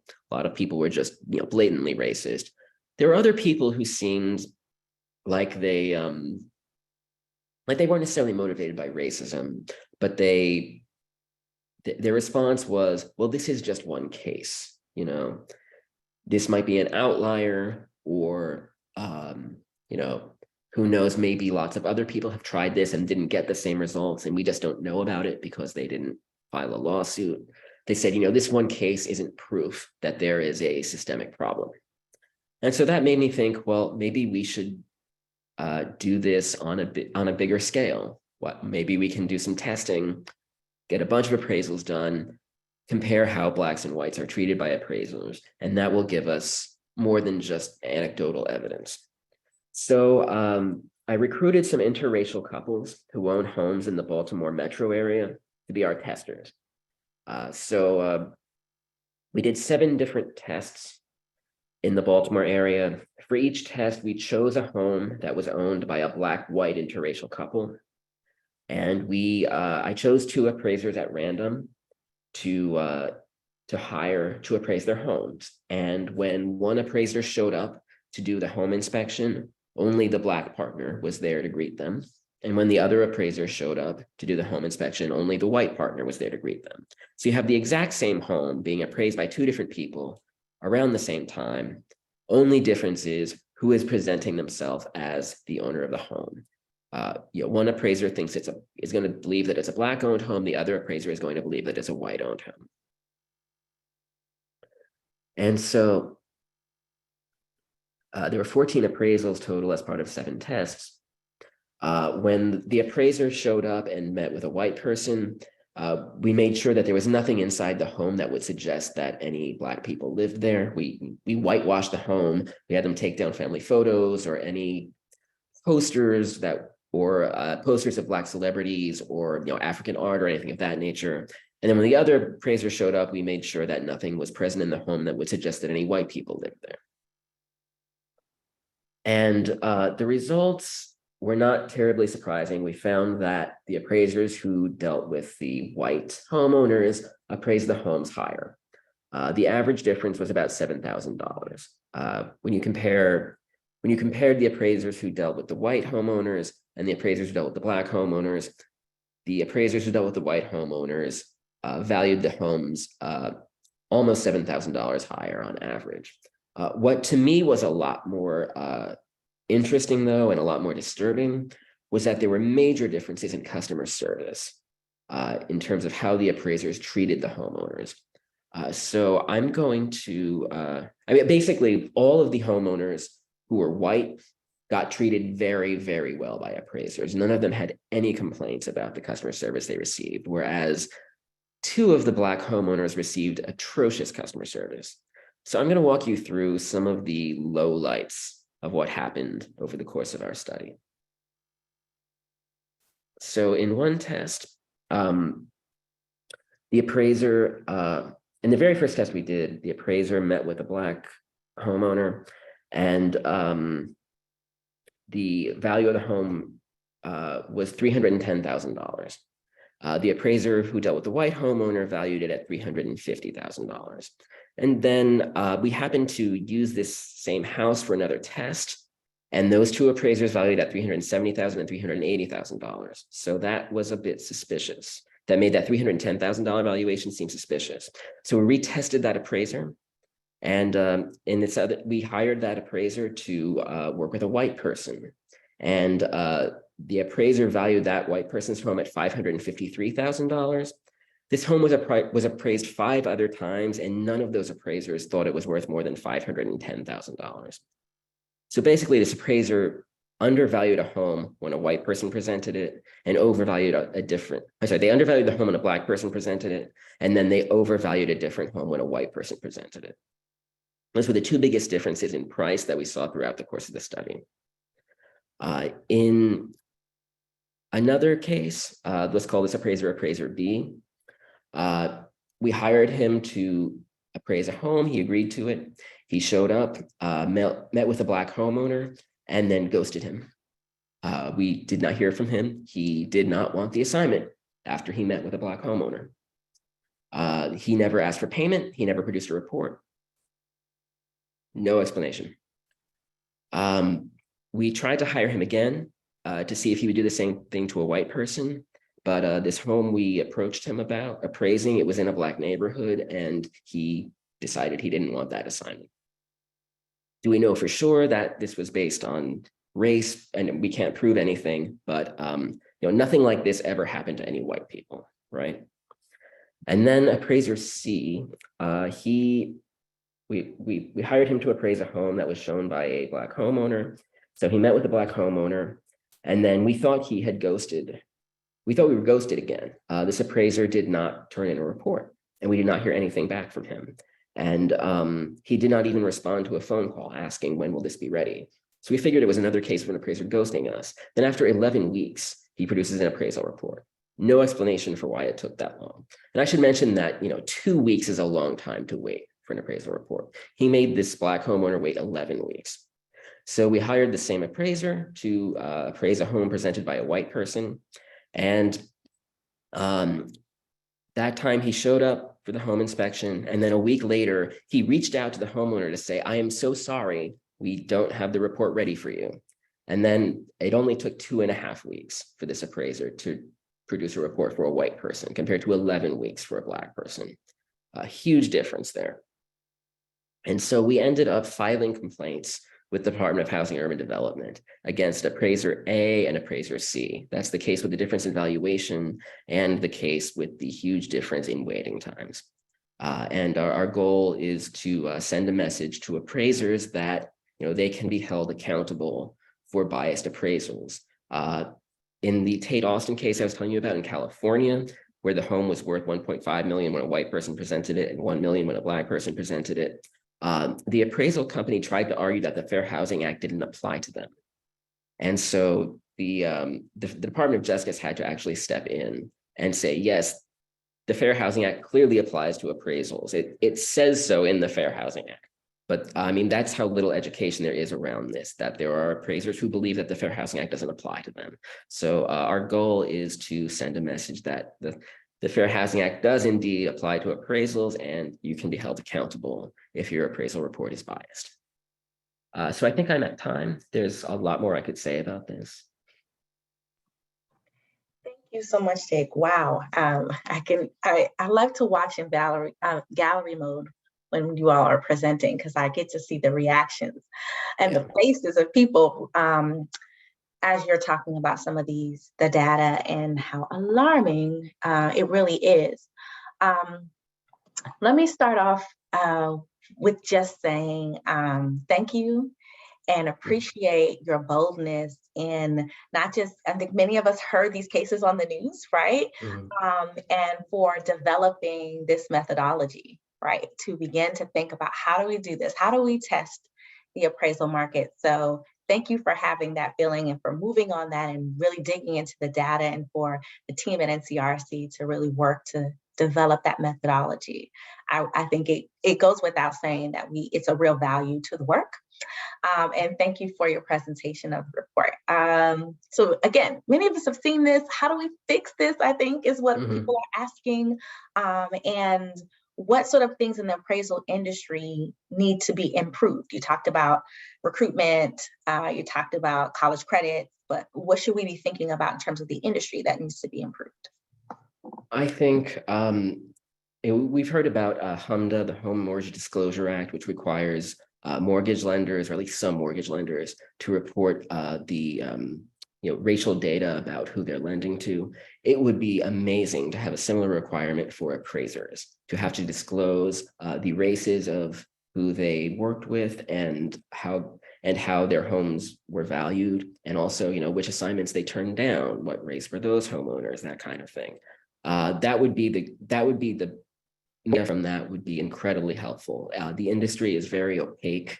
It's been, up until those studies came out within the past 5 years, we knew very little about what was going on. And so I would love to see appraisal reporting requirements on a federal level. That's great. And I know the report talks a lot more about some of the recommendations and things moving forward. In my past life, I used to be a testing coordinator. So of course, never did appraisal testing, but I had a question for you about the methodology. Were there any limitations, you talked about a little bit with the data in developing a methodology? Yeah. One thing that we would do differently if we were to redo the study is to ensure that that the two homeowners who the appraisers dealt with were the same gender. In this case, in some cases, you had a Black woman showing a home to one appraiser and then her white husband showing a home to the other appraiser. And so it's, the discrimination could be based on race or it could be based on gender. It was, we didn't have so many interracial homeowning couples that we could choose from that we could control for that. But but the ideal way to test would be to have two people of the same gender dealing with the different appraisers. Yeah, that's great. I haven't thought about that just yet. That's a good point. I guess the other question I think people might want to know about is what can community-based organizations, fair housing organizations do to sort of engage in this kind of research and documentation, and sort of in light of what does potential redress or action look like? Can you talk about that? Yeah. Well, for one thing that organizations can do is test. HUD is now giving grants. They're giving testing grants specifically for appraisal testing. And if anyone is interested in pursuing that, please reach out to me. I am going to put my personal email address in the chat. I'm not putting my work email address because I am actually leaving NCRC in a few weeks. I'm taking a job at the Department of Justice.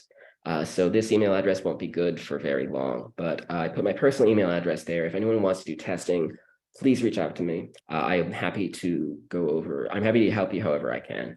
And if anyone knows of any instances of appraisal discrimination and they would like to see them investigated, my organization would be happy to do it. So please, you can reach out to me, and I can, if I'm not here anymore, I can reach out to the appropriate co-workers because we are always looking and always interested in investigating these kinds of things. Thanks so much, Jake, and congratulations. And DOJ seems to be smart. First Tracy, and now you. And I am excited to see you in those spaces and the real impact that you're making. So thank you so much, Jake, for that presentation and for that thoughtfulness. Oh, thank you.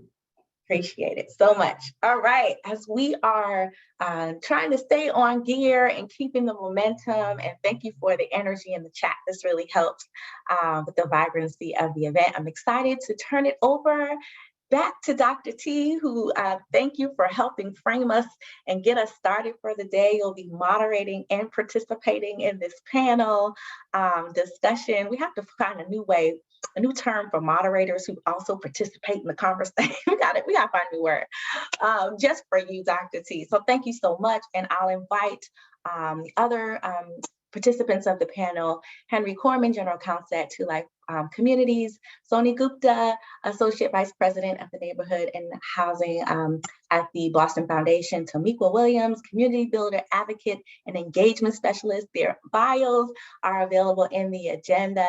And what I would say, we are remiss to miss Bob Terrell, who was unable to make it, but I'm excited for this vibrant conversation. Turning it over to you, Dr. T. Great, thanks so much. First of all, just a hearty thank you to the presenters, giving us so much great data and research to work from. Some of you know that I'm also an executive director of something called the Redress movement, which is about, it's good that the last part of the presentations kind of ended there. We're going to start by talking about redress, but I want to say the Redress movement was in part founded by Richard Rothstein, who wrote the book Color of Law, who was about to release a second book, Just Action, which is all about redress and 1,000 different ways that communities can start to redress issues of segregation. Most of them are in the housing space, but it's bigger than that. Anybody who knows the space really well, you know that it wasn't just housing-focused organizations that created segregation. Lots of different things had to be in place in order for our communities to be as divided as they are. And at the Redress movement, our attitude is we're going after all of them, right? Because we're done with the politics of apology. It's not enough to say that we have this history and we're really sorry that happened. That happened with the National Association of Realtors did a great apology statement. It was fantastic. Lots of the appraiser organizations have great statements. Oh my gosh, we are just really sorry that this is happening over time. It was an oversight. we don't want to do this, right? This is fantastic, wonderful. And then crickets. When it comes to what we can actually do, right, to redress what's happened in the past. It's not, we're not finished with this, right, if we don't repair the folks who have really been left out of the opportunities, not just of home ownership, but of belonging, right, to the places where they're trying to live. And so, from my vantage point, this is a whole lot. We have a whole lot to talk about with these esteemed panelists today about what redress looks like in the housing space and beyond. And so I would love to start there, right? The conversation has been about the historical context, and then more recently, some of the testing that's been done. I'd like to just start by just asking a basic question of each of you and having you respond just about what does redress in the space that you work in sort of mean to you? What does it mean to have action steps taken to address this? We heard a little bit in the last conversation about, about college credits and kind of education and about federal appraisal reporting and that kind of thing. But in the work that you do in the space where you do your work, talk a little bit about what that means to you and for you. And let's, in no particular order, we're doing a popcorn fashion, just as you feel so led to be part of the conversation. Just jump right in.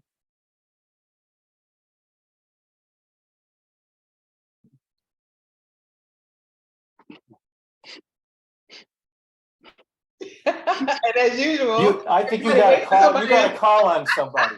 All right, Henry, we're going to you first. Redress, what does it mean in your space of work? There you go. No. I tried to be quiet, but it didn't work. That's what you get, Henry. That's what you get. I know it. Thank you, David, for setting me up.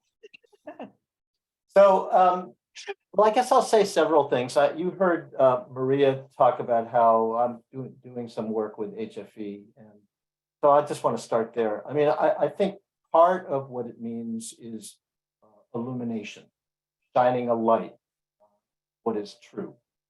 Part of it is collective responsibility for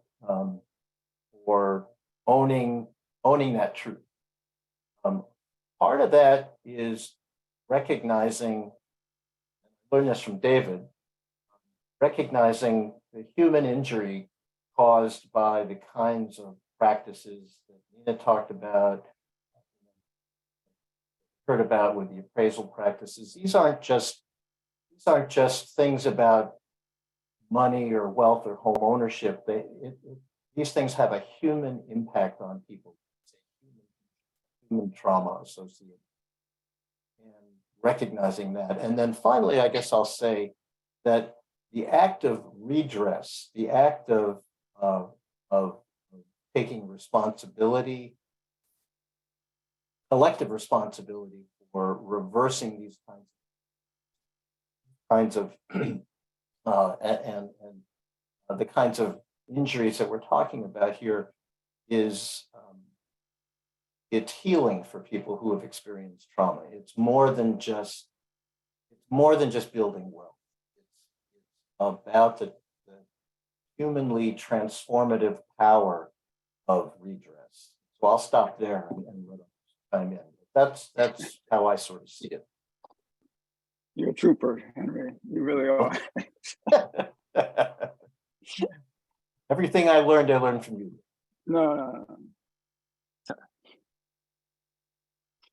So, Sonia, do you want, so I would go ahead and say, I'll come back to redress, but I think, I start with thinking about what we do and all of the work I do as having to do with justice, right? That's the frame and the anchor for everything that I do. And I think, often when I'm in these kind of settings, I ask everyone, as you issued a challenge at the beginning, Tiffany. I ask everybody to think about what justice means for them, right? I think it's a term that we use all the time, but I think it serves us all well to try to think about what we mean when we use it. And I think the panelists know that I basically have this idea of justice meaning to be made whole, and I think it's an important notion, and it helps me think about what redress means. Redress means to be made whole from harm, right? you know, and it borrows, you know, the notion borrows from the law and from religion, but it also borrows from public health. I mean, I think to be made whole has to do with well-being and healing, and I think that redress, you know, involves those things. They're very concrete things that we can talk about and think about, but as a kind of as a society, I think we need to recognize that the kind of harm we're talking about, and it has been documented today in these conversations, has to do with both individuals, as Henry mentioned, but also communities, right? That individuals need to be made whole, but so do communities, right? And that obligation to make a community whole is part of what draws in really all the realms of social policy making, right? So that for me, you know, the whole question of fair housing becomes much broader than just housing. So again, I think if we can anchor redress in some notion of justice, that's ultimately what we're trying to do.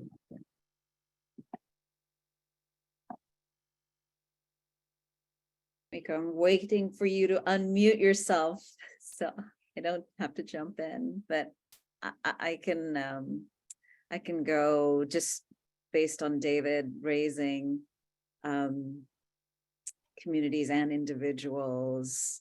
Thank you for this conference. Thank you for all the amazing presentations so far, Dr. T, your framing. I think for the Boston Foundation, we're definitely see redress as part of redress as the illumination that Henry spoke about. We try to shine a light on the data and the history and the research, and from that try to point towards some of the action steps that hopefully lead to redress. Some of the Open Door awardees today have been responsible for some of that amazing data. The Boston Foundation also worked with Suffolk University on a testing study like the one Jake described on voucher discrimination, and also worked on some of the policy implications from that study to see how that harm could be repaired.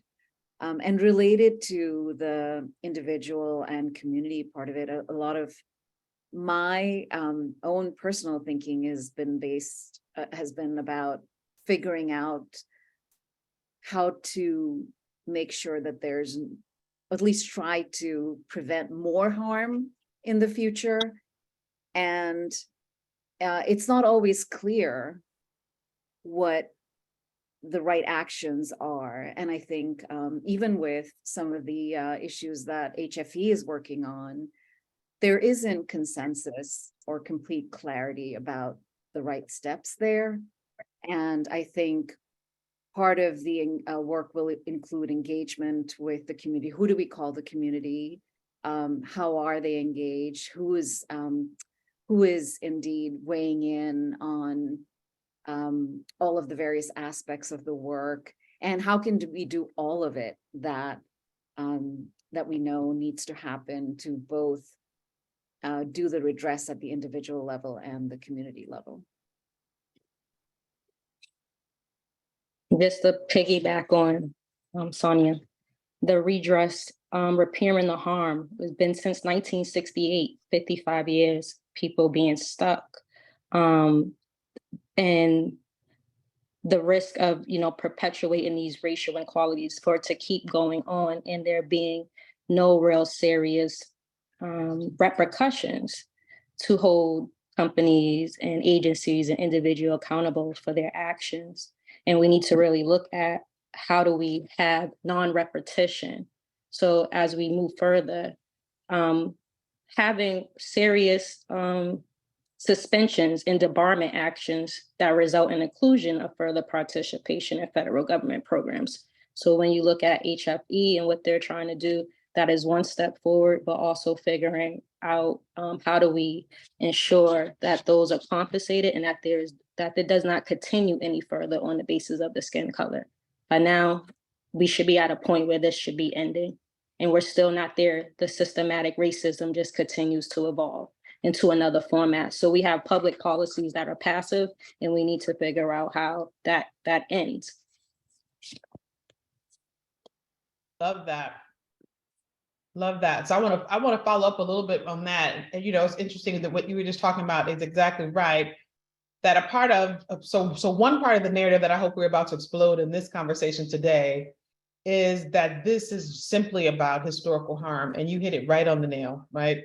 That it's not just something that happened in the 60s, right? And that had not just something that happened in the past, but right now, today, people are experiencing the same harms in a number of different ways that we could talk about on this call. So it's about evolving even our conversation about what this is, right? How do we stop the evolution of that as we know it?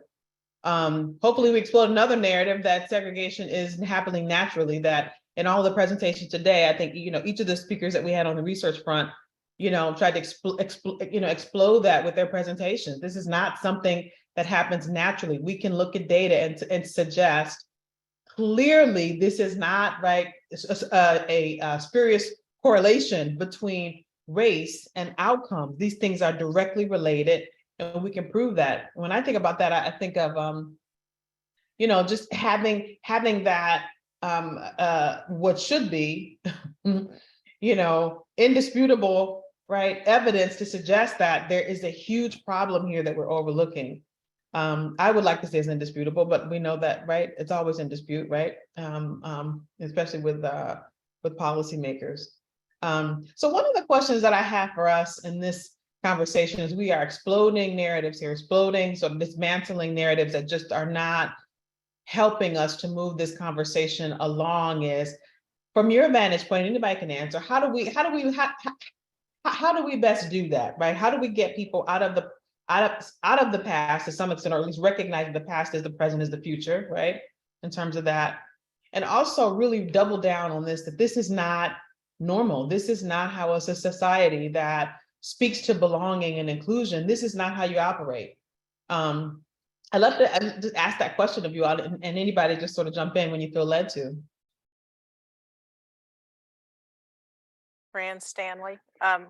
One thing that I think is, the bad thing about today and the good thing about today is that huge disparity that's obvious. And, studies have shown it, but that huge need for affordable housing for people to build equity as a redress, that obvious need is helping even in communities that have not wanted to think in terms of race and impacts of race. Success in Groton would be more permanently affordable rental housing that's open to, has fair housing always attached to it. And there's more uptake for that right now in my central Massachusetts town of Groton than I've ever seen. And I believe steps like that are, as David Harris says, are justice steps.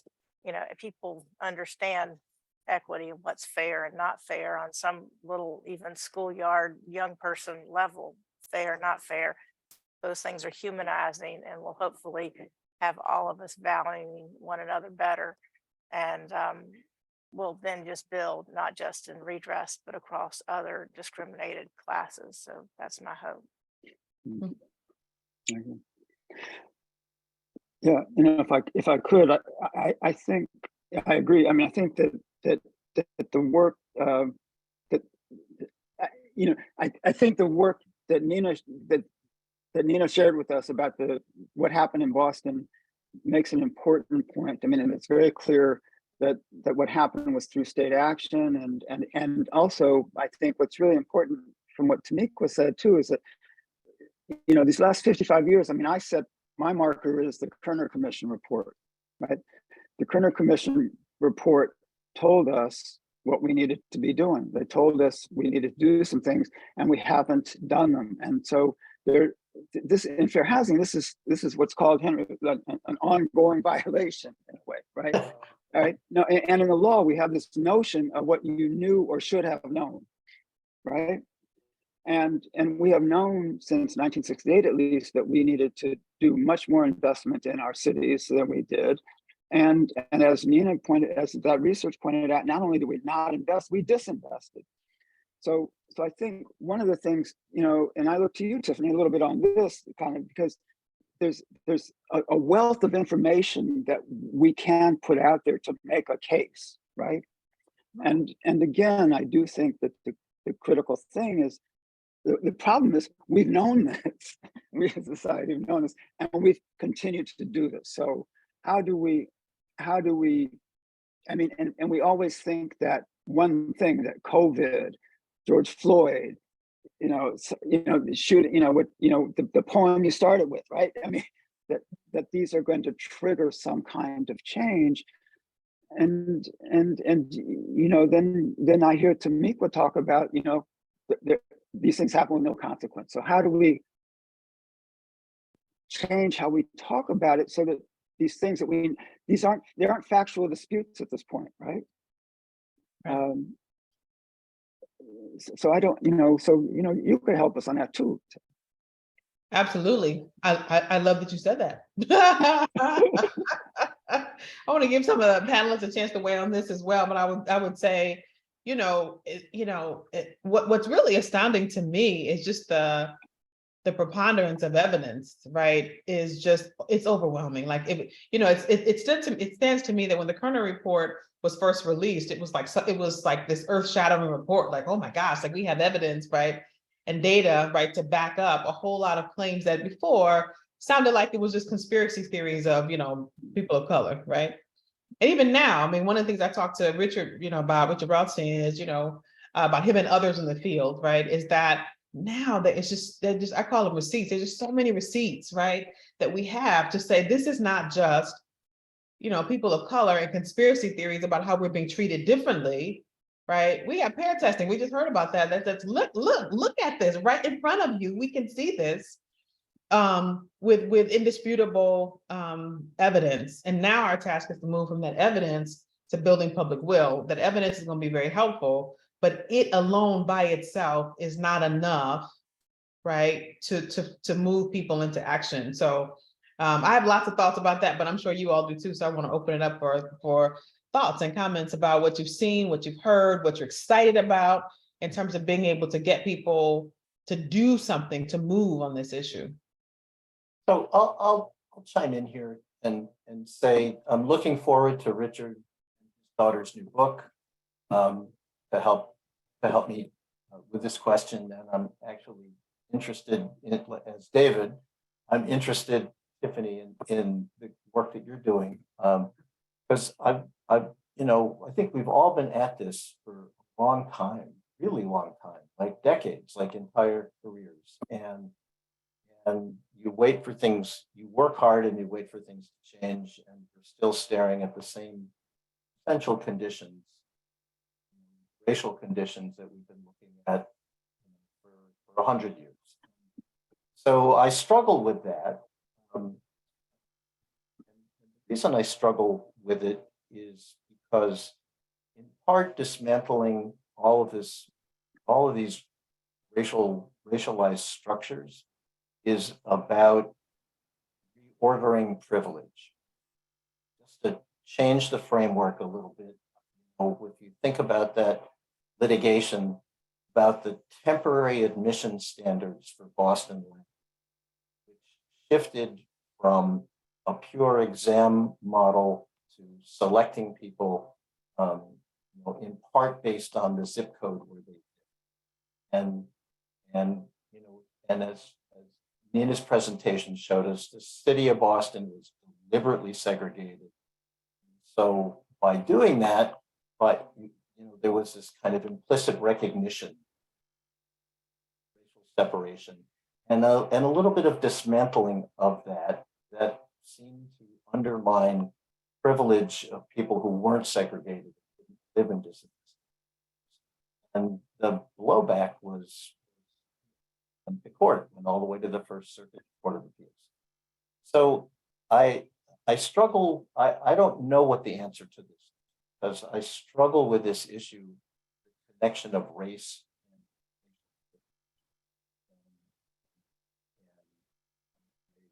So I would actually benefit. That's the part that I'm bedeviled. Right, and some parts of the end of what you said came in and out, but I think we got the gist of it. That's absolutely right. Other panelists want to weigh in on this question? Well, I just also wanted to talk about just in terms of who's weighing in and, you know, the sort of who has the privilege, how effective we are in really inviting in the community voice and making sure that people really are weighing in, have the opportunity to weigh in on these very impactful changes, policies, programs. Again, couple of the winners of the Open Door of the awards today worked on a report called a Representation in the Housing Process, and really looked at open public meetings and town meetings and the representation there. I'm sorry, Jake's pale, male, stale characterization. I just keep thinking about that and sort of who weighs in on when there's housing being proposed in a community. It's, you know, what is the population speaking up there, but also what are the different ways that we can actually change our processes so that people who need to speak up have the ability to speak up. So how are renters represented in the process? How are people of color or people who English language learners, people who don't speak English, do we provide adequate translation and adequate interpreting services to be able to have them participate equally in the process? And how are we creating those spaces so that we aren't just focusing in on the loudest voices, but really are expanding to make sure that we hear from different communities? And I think, you know, similarly, when it comes to the issue of deed restrictions, you know, that having that kind of broad-based conversation where leaders in the community can sometimes be on opposite ends of an issue. How are we opening it up so that we hear more broadly? And then I think that really is the way to build a broad coalition and create more public will around some of the issues that we know are important, especially eviction prevention, right to counsel, all of those things that help with housing stability. Right. Tamika, did you want to weigh in on that? You know, just going off, I definitely know that when we talk about what's happening to involve those with the lived experience, we still have many elders in the community of Roxbury. I live in Roxbury. I've lived in Roxbury all my life and currently live in Lower Roxbury, and have elders that have been impacted by, you know, eminent domain and have not had the opportunity again to ever reach home ownership and who are stuck in public housing. I have a neighbor that is a 50-year resident that has put, you know, money into the property and buildings and have no investment, have no asset building. And for us to really involve those who are still around and see that they have these opportunities, a pathway back to home ownership. Absolutely, absolutely. So I think that's right. And you all are talking about the sort of folks who see who can be mobilized to action because they see their stake in what's happening. And I also don't want to leave out the folks who may not yet see their stake in this conversation, but need to find their way here. Booker T. Washington once said that, you know, if you're going to keep a man in a ditch, you're going to have to get down there with him. And what we see is that's happening all across all of our public policy, right? Not just in housing, but life expectancy. When you look at life expectancy across the United States, our life expectancy is going down relative to every other industrialized nation, right? Not only if you're poor, here's the catch, even if you're rich in the United States, your life expectancy is lower than the rich folks of other countries, right? So it's not just that in terms of health issues, because we have such a unequal system that if you're rich, you get to buy your way out of it. Certainly you get better, but you also die faster, right? Than you need to, because we have such a, you know, absolutely unequal system. And the same thing is happening in housing, right? It's certainly challenging for those who see their stake in it, right? Who are renters, low income, et cetera. We don't have the housing outcomes we need, but even folks who have resources, the housing system is so unequal and so out of balance, right? That your outcomes, right, are challenging. And so I definitely want to think about not on this call today, but how we call some of these folks in. You actually deserve a better housing system than we have today, which is why you ought to be coming to this conversation, even if you don't care what's happening to folks who are most in need in this situation. So the last question I want to throw out to you is not just about individuals, but institutions and organizations. How do we tag other folks in, right? We're talking all about housing, but there's so many other organizations, institutions, folks who have their finger or hand on ways that we could be desegregating our communities, and right in the way that we do with healthcare, and the ways we deal with childcare, and in the ways that we deal with education. Those folks are actually also colluding in how our communities are segregated. Think about education. The first time when you say we're gonna have, busing, want to integrate, right? Because we're trying to figure out how to make sure all kids get, people go, oh! Right? And so I want to ask the questions just of this group, because I want us to think bigger about what's possible here in terms of redress. How do we tag some of these other institutions in to say you also have an obligation for helping to desegregate the communities around in and around our communities? And I'm going to have, we are at the end of our time, so I'm going to have your responses be the last question that we ask for this part of our work. Tagging folks in, who's first? I can quickly say that with CHAPA, we are working on a racial equity rubric that looks at all of the sectors and all of the participants in our system and asks them to look across their practices to make sure that they're assessing and correcting for discrimination within their own work. So I'm gonna jump in here for a second. I'm sorry, Sonny, you done? Okay. I'm going to jump in here a minute and be my irascible self here and say I'm not sure that segregation is the issue that I'm concerned with, right? And I'm going to say it for this reason. I believe that the goal of integration, I'll get to the punchline first. I think integration is an outcome, not a mean, right? I think integration is something we long for, but integration comes at the point at which fair housing has worked its magic. And fair housing working its magic means that a person can choose where to live without constraint. And we think too often of the notion of integration as people moving from one place to another in order because they're attracted to something, because there are better schools, because there's more green spaces, because there's more this, that, and the other.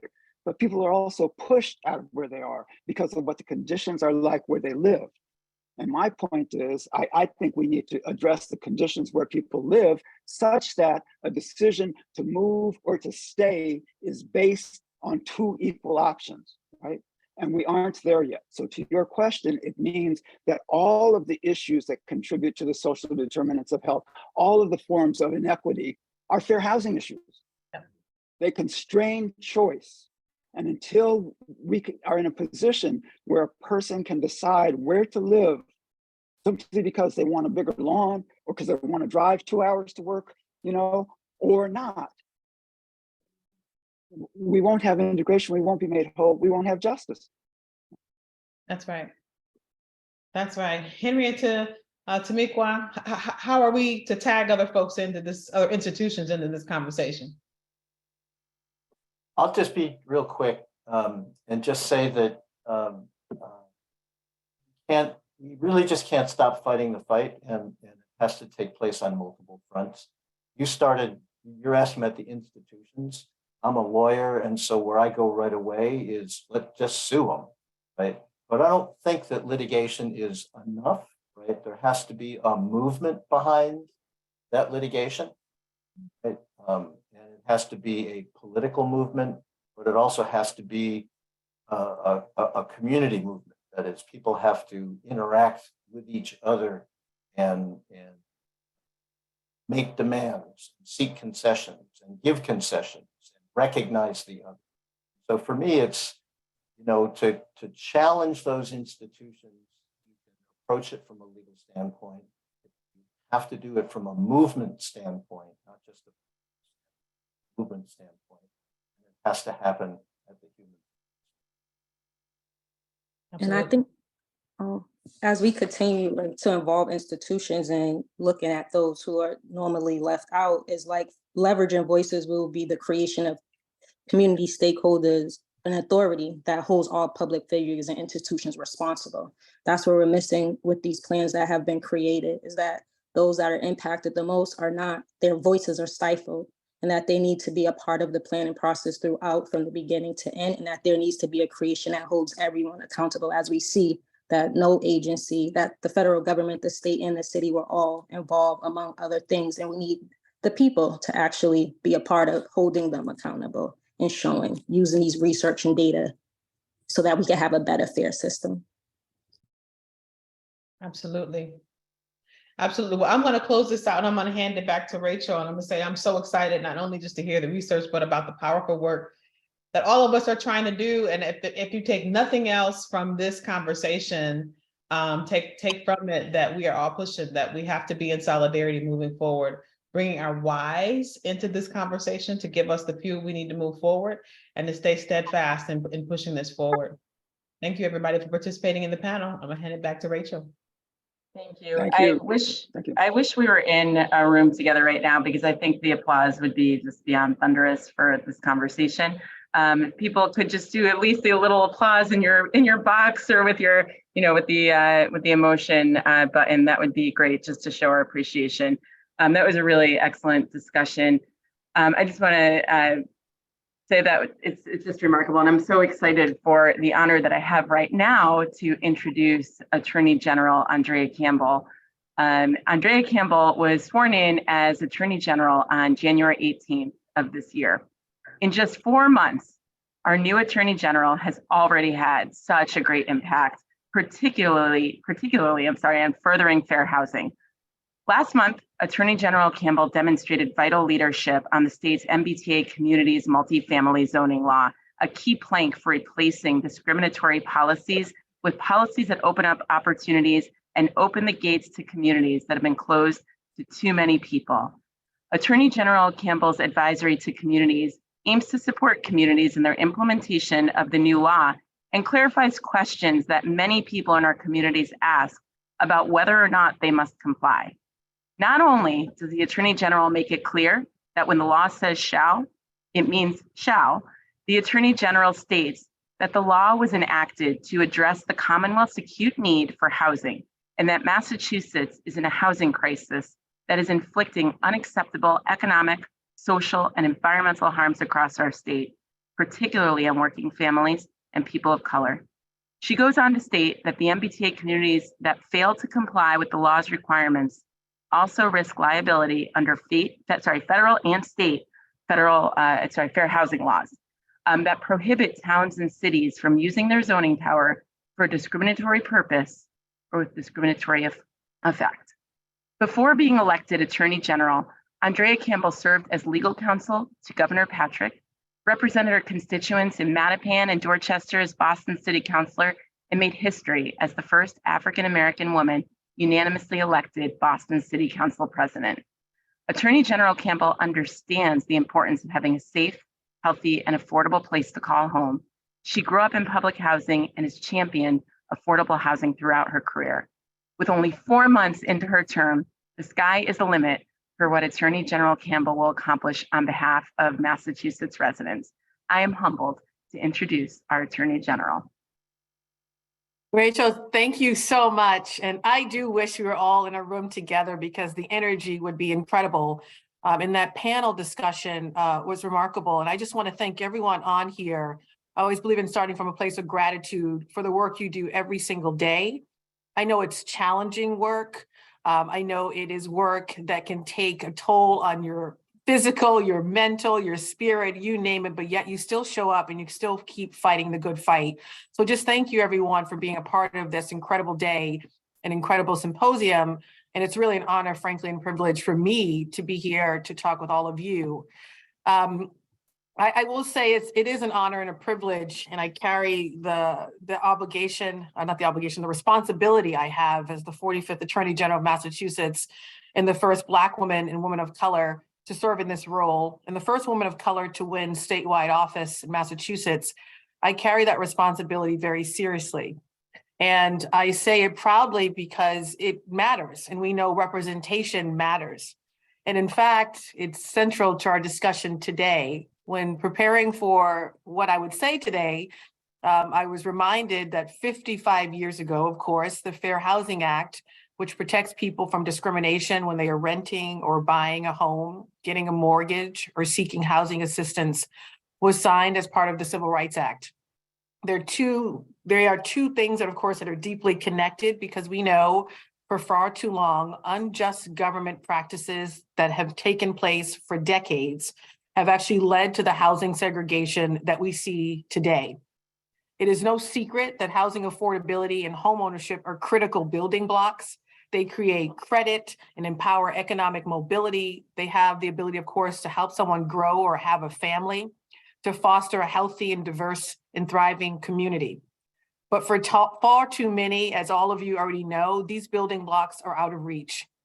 And when we bar communities of color and poor families of the opportunities to rent, to buy, to live in a home anywhere they so choose, we're taking away pathways to their future and, of course, to their children's future.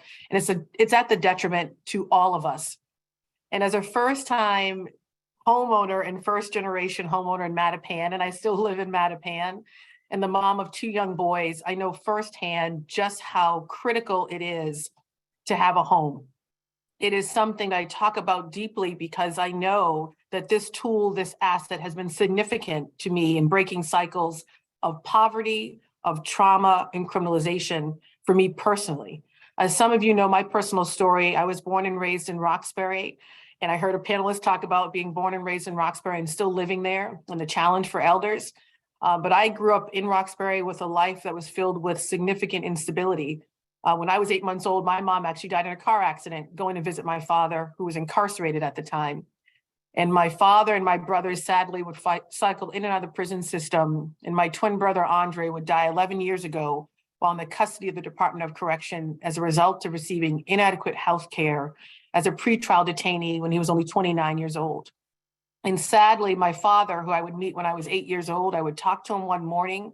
He would die the same evening when I was a sophomore in college. So all of my biological parents are deceased. All of my biological grandparents are deceased, along with my brother. I'm the first in my family to go to undergrad. I went to Princeton undergrad, the first in my family to go to law school. And I have sought every single day to turn that pain into purpose. In my career in public service, for me, is an honor and a privilege and a blessing. And I view it as a blessing every single day because it allows me to turn that pain into purpose. I started my legal career representing children and families and fighting for their educational rights, actually at an organization that was based in Roxbury. I worked for Governor Deval Patrick and, of course, worked on the city council. And all of these positions were meaningful and continue to, of course, inspire me to keep pushing forward in the work with a sense of urgency and a sense of empathy and compassion. One of my first acts on the city council that some people may recall, some may not, was pushing for the passage of the Community Preservation Act, which we knew at the time would generate significant resources for the city of Boston to be able to create more affordable housing and do so many other things around historic preservation and creating and opening access to green space in more communities in the city of Boston. It's still generating close to or maybe over $20 million a year for those purposes. So I will continue to focus on housing issues because I know this asset is critical. Just as it was critical for me in my personal narrative, the same, of course, should be available to every resident who lives in the Commonwealth, where they should have the opportunity to choose to live where they would like without any restriction or barriers. And this advocacy will not change as Attorney General. If anything, I feel as though I have more tools and a team with expertise and passion and a dedication for public service to be able to do even more. And so Rachel remarked on the MBTA communities law. I told the team not only would we focus on issues of housing, but that we would continue to be bold and courageous, and I think be at the front lines of what we could do from the AG's office on this issue. So when we decided to issue that advisory, it was really important because there were many folks who were absolutely, or many I would say, some absolutely confused, but some that were just confused as to what this law meant. And we had to remind them that it was enacted to remove barriers, of course, to the reasonable development of affordable multifamily transit-oriented housing. Housing that we all know is frankly needed to address the housing crisis that we remain in Massachusetts. We know our housing crisis disproportionately affects communities of color, poor and working families. We had to remind people of that, our elders, those with disabilities, LGBTQ members, you name it. But it also threatens all of us because it has a devastating effect on our economy and a devastating effect on what Massachusetts could be nationally if we don't continue to address this issue. So we issued this advisory reminding, of course, municipalities that this law was not optional, that it was mandatory, and that our office stood ready to help and to provide any type of technical assistance or anything they would need in order to come into compliance. We also reminded folks that we would enforce this law should a community choose, after repeated attempts to assist, not to comply, because we know enforcement of this bipartisan law will create opportunities for upward mobility with the goal of fostering more vibrant, more inclusive, and more prosperous communities across the Commonwealth. And I actually want to thank CHAPA for not only supporting the initiative, but providing technical assistance to those covered municipalities who are seeking to comply with the law. I want to thank advocates and folks on this Zoom who are part of some of the advocacy and who continue to be partners with us on this and so many other issues. Ensuring access to safe and affordable housing is a priority for the office and frankly guides much of the work that we do every single day. While folks may refer to the AG, me, as top cop or the office as top cop, we are more than just a criminal law enforcement agency. We do more than just prosecute crimes. In many ways, we're also our policy shop. Our Consumer Advisory and Response Division, for example, addresses complaints every single day, including those dealing with rental housing and eviction complaints. In fact, last year, rental housing was the most frequently cited complaint, outpacing complaints against used car dealers for the first time. This particular division, which is really near and dear and special and does a lot of work and most folks don't know about, they help tenants every single day resolve disputes with landlords, apply for rental assistance, help constituents navigate mortgage companies with dealing with foreclosure processes and making legal referrals where necessary.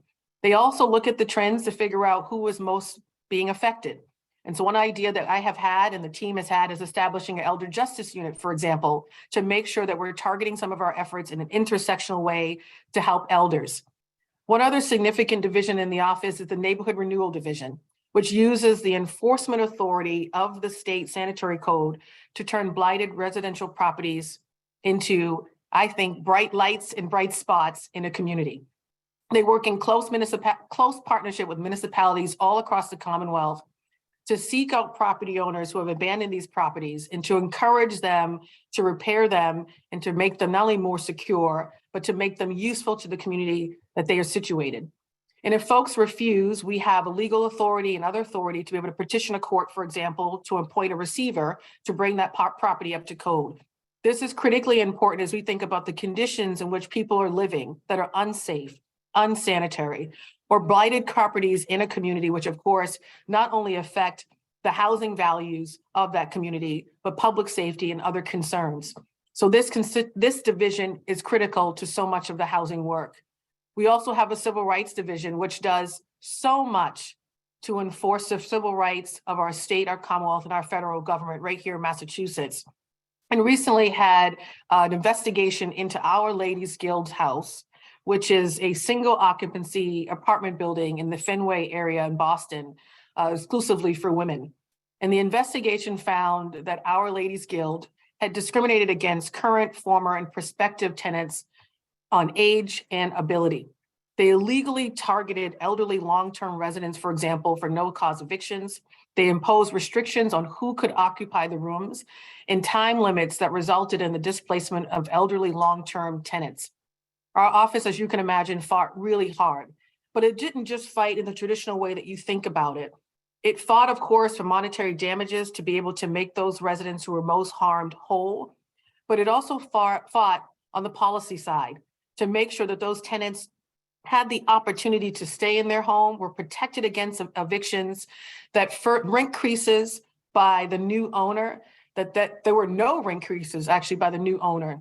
so that, and how do they do that? To include deed restrictions to ensure the property remained affordable. So as we're talking about rent stabilization or rent control and other things, the office in many ways is doing that through creative and effective advocacy. And I'm really proud of the work this team does every single day. And lastly, because I'm not supposed to be here all day long, the issues of housing we will work on will definitely be across the office, all bureaus and various divisions. What I have found is while the work may be great, it can be siloed. So how do we make sure that this work is not only central in the work we're doing every single day, but prioritized internally and externally? And so I created a position within the Executive Bureau where I created a senior advisor for economic opportunity and mobility. Didn't name it a senior advisor of housing, but economic opportunity and mobility, because the number one issue that people are talking about right now is affordability. And I know, and we all know, that housing is one tool to help folks create economic opportunity to keep the economy stable for a family, an individual, and of course, for Massachusetts. And this particular individual will help me in the office and the entire office focus our work on these critical issues with an emphasis on supporting low and middle income families and communities at the intersection of economic vulnerability, exploitation, and racism. And I'm proud that Sherry Riva is in this role. She brings more than 20 years of experience promoting economic mobility, specifically for women and poor residents and residents of color and single women households. She did much of this work through FSS work at Compass Working Capital. And I know knows many of the folks on this very Zoom. And so we'll continue to be in contact with folks, not only internally about developing a strategic plan, but with each and every one of you. And if you want to be a partner in this work and we do not have your contact, please don't hesitate to reach out. Carlos, who is on my team, can make sure he puts his information in the chat so that you can follow up personally on behalf of your organization. But I do want to thank CHAPA for bringing us together, continuing to fight the good fight, being creative in the solutions, not just talking about the ways in which the problems exist in various communities in Massachusetts and nationally, but presenting concrete ways that we can address it. I welcome your ideas and will not hesitate to act. And thank you all not only for being here today, like I said at the beginning, thank you for the work you do every single day. Thank you for doing it with empathy, compassion, grace, a racial equity lens that is sometimes lost in government, and also doing it in a way that brings together folks across various industries and various providers to do it in a comprehensive way and with a bottom-up approach. Really grateful and honored to serve you and to work in partnership with each and every one of you. Thank you so very much. And Rachel, thank you. Thank you. Thank you so much, Attorney General Campbell, for your remarks. More importantly, your leadership on fair housing. Please, as we asked for the panelists and the presentations, I know there is a lot of thank you happening in the chat. I hope that you see that and you know how much we appreciate you. Your work and your story are truly inspiring, and it feels right that we're now going to build upon that inspiration to continue our tradition of honoring CHAPA's Open Door Champions. These are the people who have made a commitment to advancing the promise of fair housing for all throughout the Commonwealth. We're going to be honoring 4 people and groups, and we're lucky to have a chance to hear from each of them and learn more about their work. I should note their work and contributions are significant and impressive, so you can learn more about each of them in their bios, which you could find on our event page.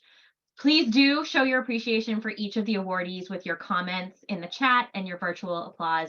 I know that the room would be really loud if we were there in person. So our first Open Door Champion Award goes to Catherine Levine Einstein, Maxwell Palmer, and David Glick. They are the authors of The Neighborhood Defenders and the team behind the Housing Politics Lab.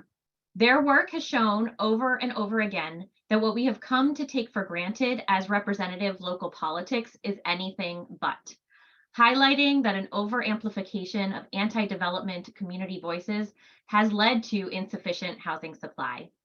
Through their work, they're teaching us that it is not simply enough to have public engagement, but to be clear on who is given a platform, who is not, and how we must do better if we are to ensure both fair housing and significant housing production, Katie, Max, and David are endlessly available to all of us in the field to share their insights and have truly changed the dialogue about public participation for the better.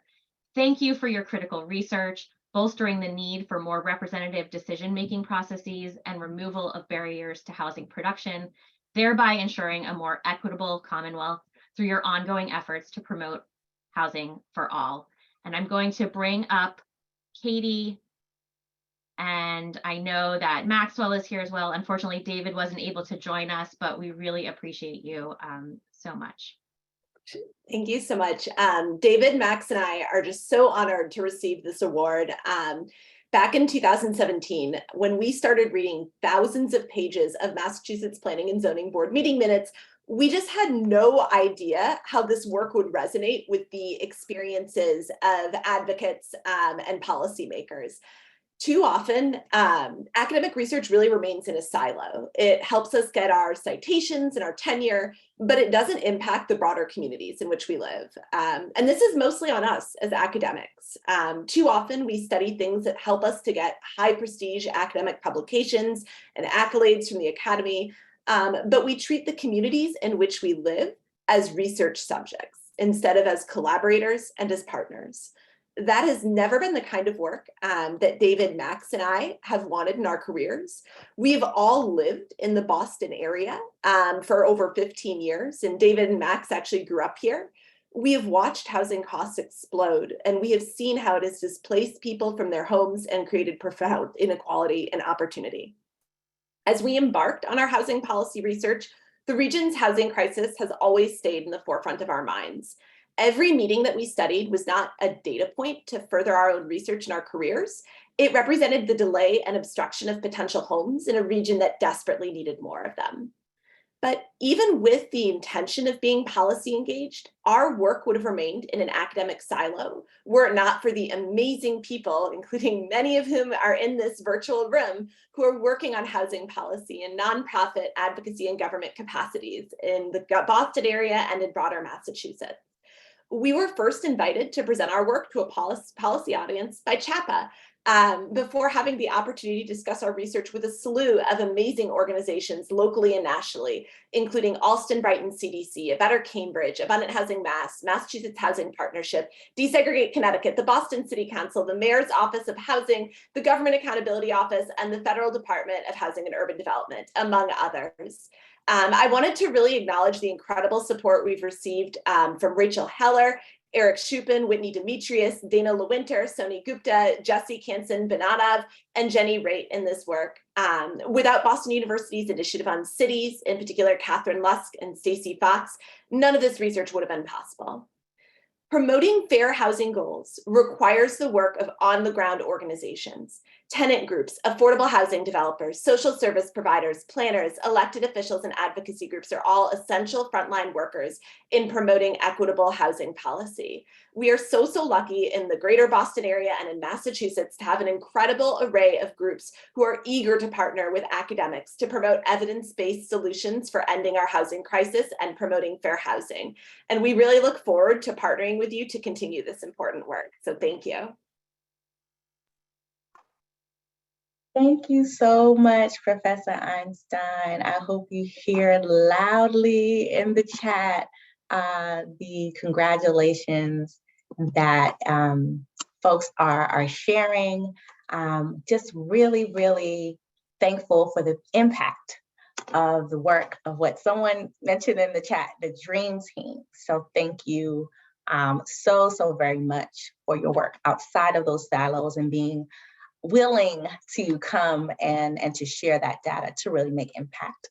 But I have the opportunity now to be able to introduce our second awardee for our Open Door Champion Award.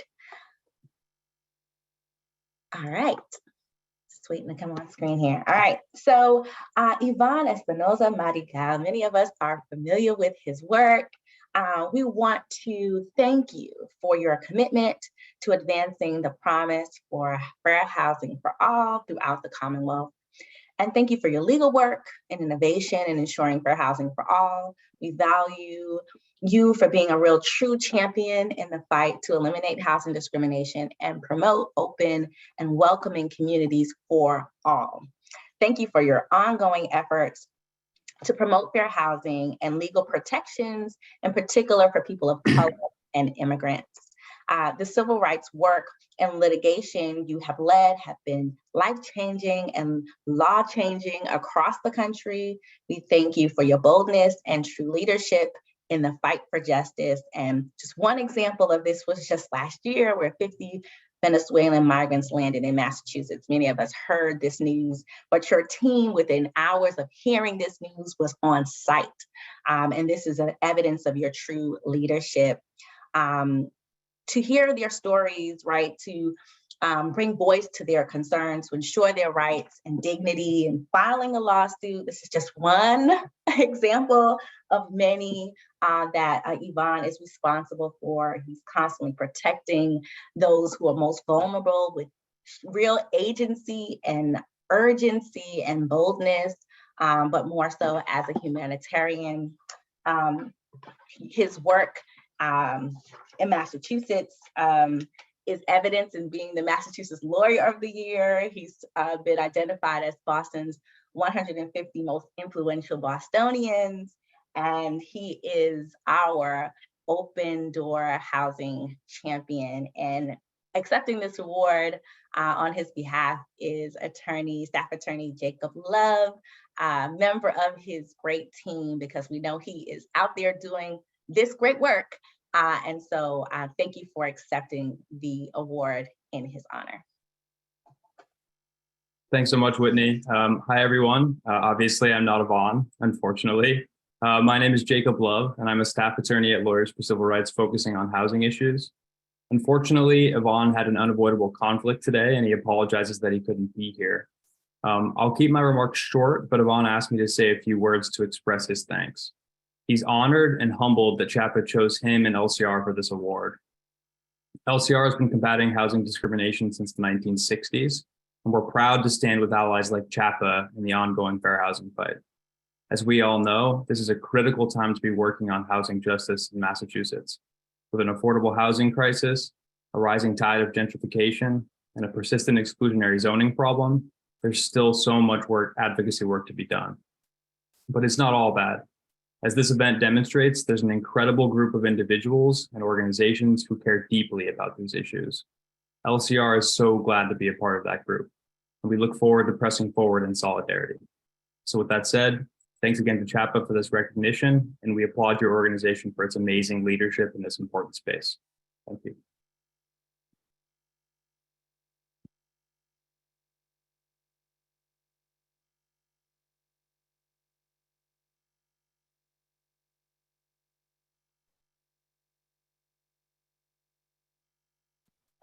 Thank you so much. And I think I'm jumping in next to introduce our next awardee. I have the honor to present our next Open Door Award to David J. Harris. Want to thank you for your dedication to advancing the promise of fair housing for all throughout the Commonwealth. We applaud you for your career commitment to fair housing and civil rights across the state and its impact beyond. Thank you for being a true champion, leader, innovator, and inspiration in the fight for eliminating housing discrimination and promoting open and welcoming communities. You consistently challenge us in these spaces to reorient ourselves and creatively create paths for redressing harms and traumas of both past and present housing discrimination. Your life's work to amplify the expert voices of impacted people is crucial. You are a true justice seeker, leader, mentor to many, including myself. The legacy of your role as the first executive director of the Fair Housing Center of Greater Boston, your 15 years at the Charles Hamilton Houston Institute at Harvard Law School, and your lifelong work as a civil rights leader is wide and deep.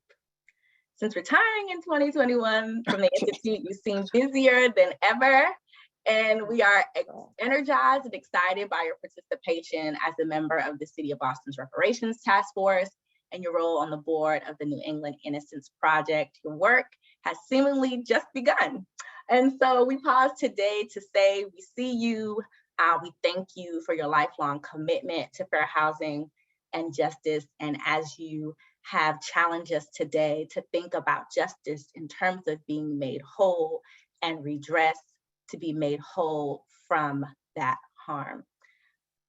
Please welcome our open door champion, David Harris, and join me in congratulating him in the chat.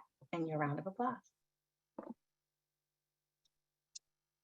Well, thank you, Whitney. I'm really honored to be able to accept this award. As many as you know, may know, we used to give such an award when I was at the Fair Housing Center. So this is actually a special treat for me. And I have to say, and I'll be my regular irascible self here, and while I understand the intent and sentiment behind the term open door, I find it, not surprisingly, somewhat problematic. We're all comfortable with the notion of doors as conveying opportunity. We understand that for some, the door seems open and so wide that it might not even seem to exist, while for others, the door is closed and only open briefly or irregularly. But the image of a door conjures scarcity, limitation, division. It suggests there's only room for a few to pass through, that one moves from one side of a divide to another. In fair housing, it's meant to indicate the elimination of discrimination and exclusionary practices, which of course I fully support. But the problem with the notion of a door is that by focusing on such a narrow and limited portal, we fail to see the wall, the edifice which houses the door. This is the wall of denial and exclusion, which, much like the famous 8 Mile Wall in Detroit, separates privilege from privation. I want us to think about how we work to dismantle the wall, even as we work to allow more folks through the door. Any of us who by birth, hard work, or dumb luck find ourselves having passed through this door, either to opportunity generally or to a community that offers well-being and safety, must return to the wall from the other side. We must seek and follow the direction and aspiration of those on the other side to dismantle the structure, to eliminate the division and render opportunity a condition rather than a place. Toward that end, let me accept this award with a wish. I do not believe anyone is invisible or voiceless, but I do believe some are unseen and unheard. In my work, I've been struck by the challenge of centering the voices of residents of public housing. For the past couple of years, I've worked alongside Tamikwa to assist community members who have experienced the transfer of housing into public housing into private hands. I've always thought such sales should be to residents themselves, either as collectives or individuals. Such ideas are treated as pipe dreams and possibilities. The financing is too difficult, the transactions too complicated, the doorway too narrow. We've just closed a round of comments on the new proposed FFH guidelines, and the incredibly thoughtful and detailed comments by the Policy and Race Research Action Council, PRAC, have the following recommendations regarding public housing development. 1, ensure that all residents have opportunity to return to rebuilt or rehabilitated units. 2, provide affirmative relocation services to all displaced residents to ensure they have options to move to low poverty, less segregated neighborhoods and communities. 3, for developments in high poverty neighborhoods, locate a significant portion of replacement housing units off-site in low poverty, non-racially concentrated areas. These are all fine recommendations within the walls of our existing institutional framework. But what if we had spent the last 3 hours, the hundreds of us, drawn from such a broad array of experience and expertise, engaged in a hackathon or community-led charrette to craft a means to move us closer to the possibility of resident ownership? What if when we think of home ownership opportunities and wealth building, we committed ourselves to working with those on the other side of the wall? It's a wild idea and certainly not an easy task to contemplate. But have we tried? How hard have we tried? Do we think of such things when we think of redress? We all have to break out of our comfort zone and the walls that maintain it. We must begin by listening to rather than deciding for those we claim to be helping. My plea would be that we reorient ourselves towards serving the unseen. that we look back through the doorway at those left behind for guidance and inspiration. Given the audience, I want to encourage a simple action from you. Find ways to support the current act to establish an Office of Fair Housing and Fair Housing Trust Fund, actually championed by CHAPA. And of particular interest is the Fair Housing Trust Fund special project line, which could help us develop tools like this and imagine things like this as the means to move us forward. I want to close with a letter that was written by high school students that you might have seen in the Globe today, who urged Governor Healy to hang an empty frame in her office rather than a portrait of a former governor. In their essay entitled Inspiring Change and Dangerous Hope, Unequal Representation in the Commonwealth, the students argued the empty frame would be a constant reminder of those, quote, who are not always reflected in the halls of power. And when considering policies to adopt, to look, quote, around the table and ask, who is not represented here? More than asking a question, however, the students advise, then break free from the symbolic fetters that bind you and invite them. Doing so will help us dismantle the wall of exclusion and injustice and might bring us closer to that beloved community Dr. King envisioned for us. Again, thank you so much, Chaplain, for this honor. Thank you so much, David. Congratulations. And thank you for always challenging us in ways to think more broadly about the work we're doing. Maybe next year we'll call these the Dismantling Faulty Foundations Awards. I love that analogy. The door is not the goal. It's getting rid of these barriers altogether. Our last and certainly not least awardee is Ellen Schachter, the director of Somerville's Office of Housing Stability. Give me 1 second while I try to add a pin while I'm talking. Ellen's work in Somerville has been laser focused on combating displacement and enhancing tenants' rights, helping to rehouse those who do unfortunately become homeless, and exploring and enacting new policies to improve not just the lives of those who live in Somerville, but throughout the Commonwealth. The work of her team, led by her, has focused on actionable items that have real impact, including a requirement for landlords to provide notice to all tenants of their rights.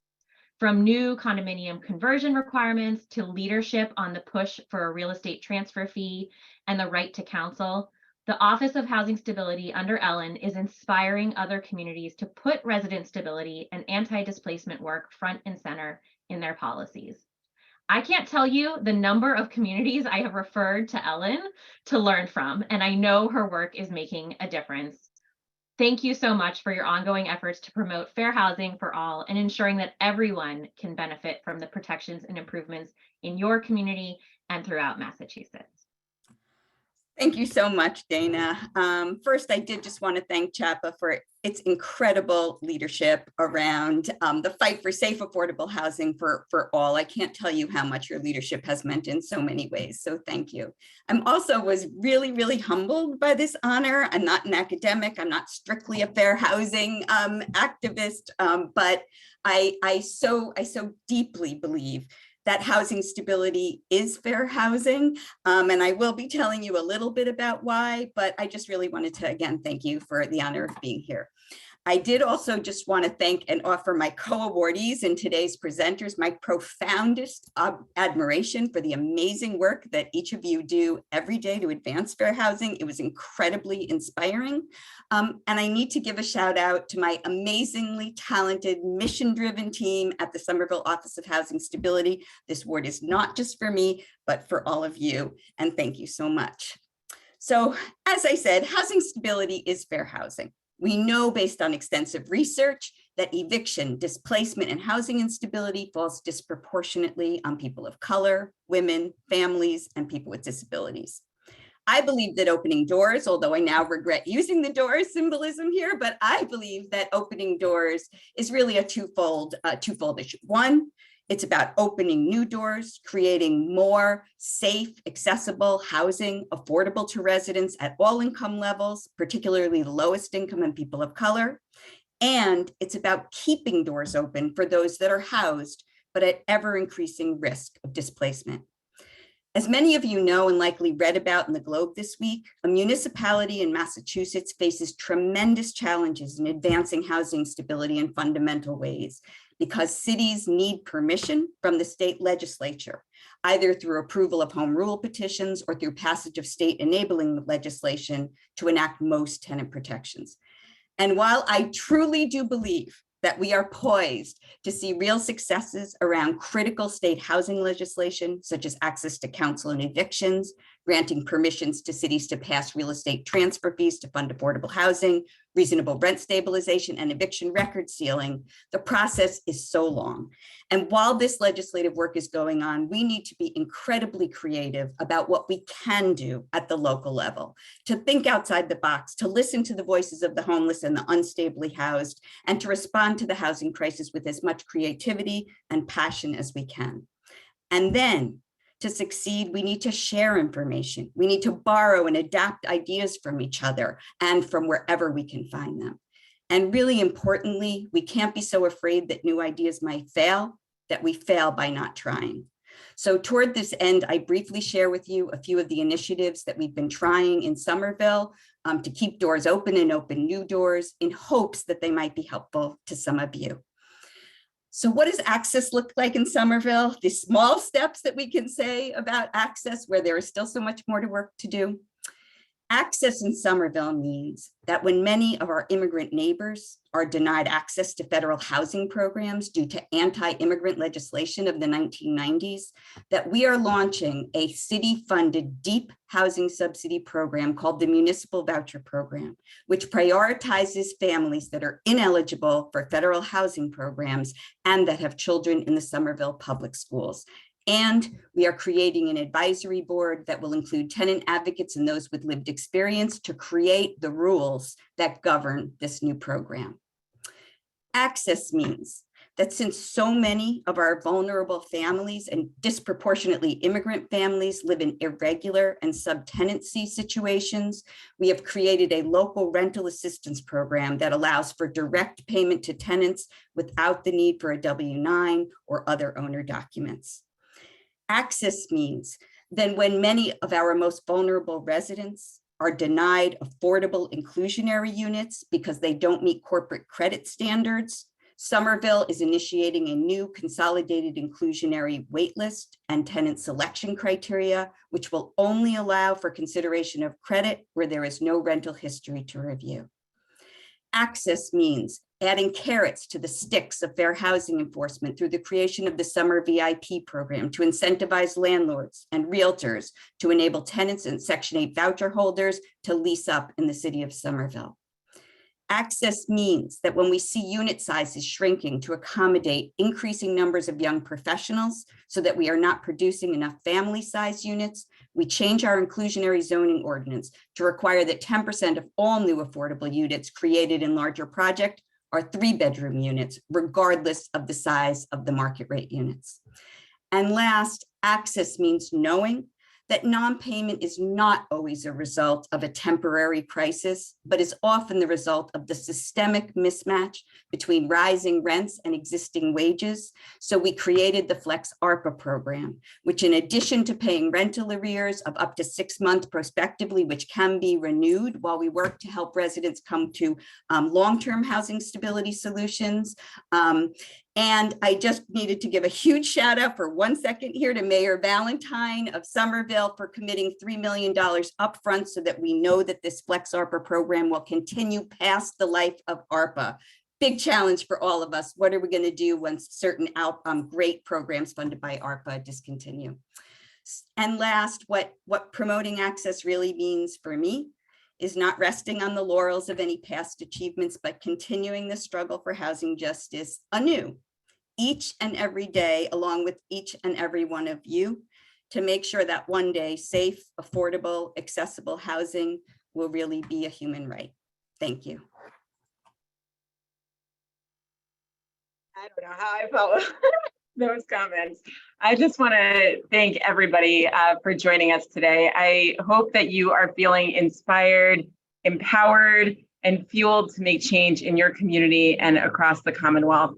Please check out CHAPA's website and sign up for our Fair Housing Committee so that you can connect regularly with advocates and practitioners across Massachusetts as we work to end discrimination and affirmatively further fair housing so that everybody has a safe, healthy, affordable home and the opportunity to build wealth and stability in any community they choose. And I agree with you, David. It's got to be investing in all communities so that people have real choice and see that everybody is valued and every community is a place of opportunity. I want to thank my dream team of colleagues at CHAPA. You are amazing and you are having a huge impact. Thank you. And finally, I have a very long list because we've had an amazing group of speakers today. I want to thank the Attorney General for her leadership. Thank you, Dr. Tiffany Manuel, for today and really for all that you do to help us build a culture of case making for the bright future that we all deserve. Thank you to all of our speakers and panelists. Dr. Nina Estrella Luna, Maria Lattimore in Homes for Equity, Jake Lillian in NCRC, Henry Corman, Soni Gupta, Tamika Williams, and David Harris. Thank you to our honorees, Katie Einstein, David Glick, Maxwell Palmer, Yvonne Espinoza Madrigal, David Harris, and Ellen Schachter for the work that you do every day for housing justice and the people who are left out and kept out. Your work is inspiring, and we are so grateful for your leadership. Thank you so much, everyone. We'll see you at the next Fair Housing Committee meeting.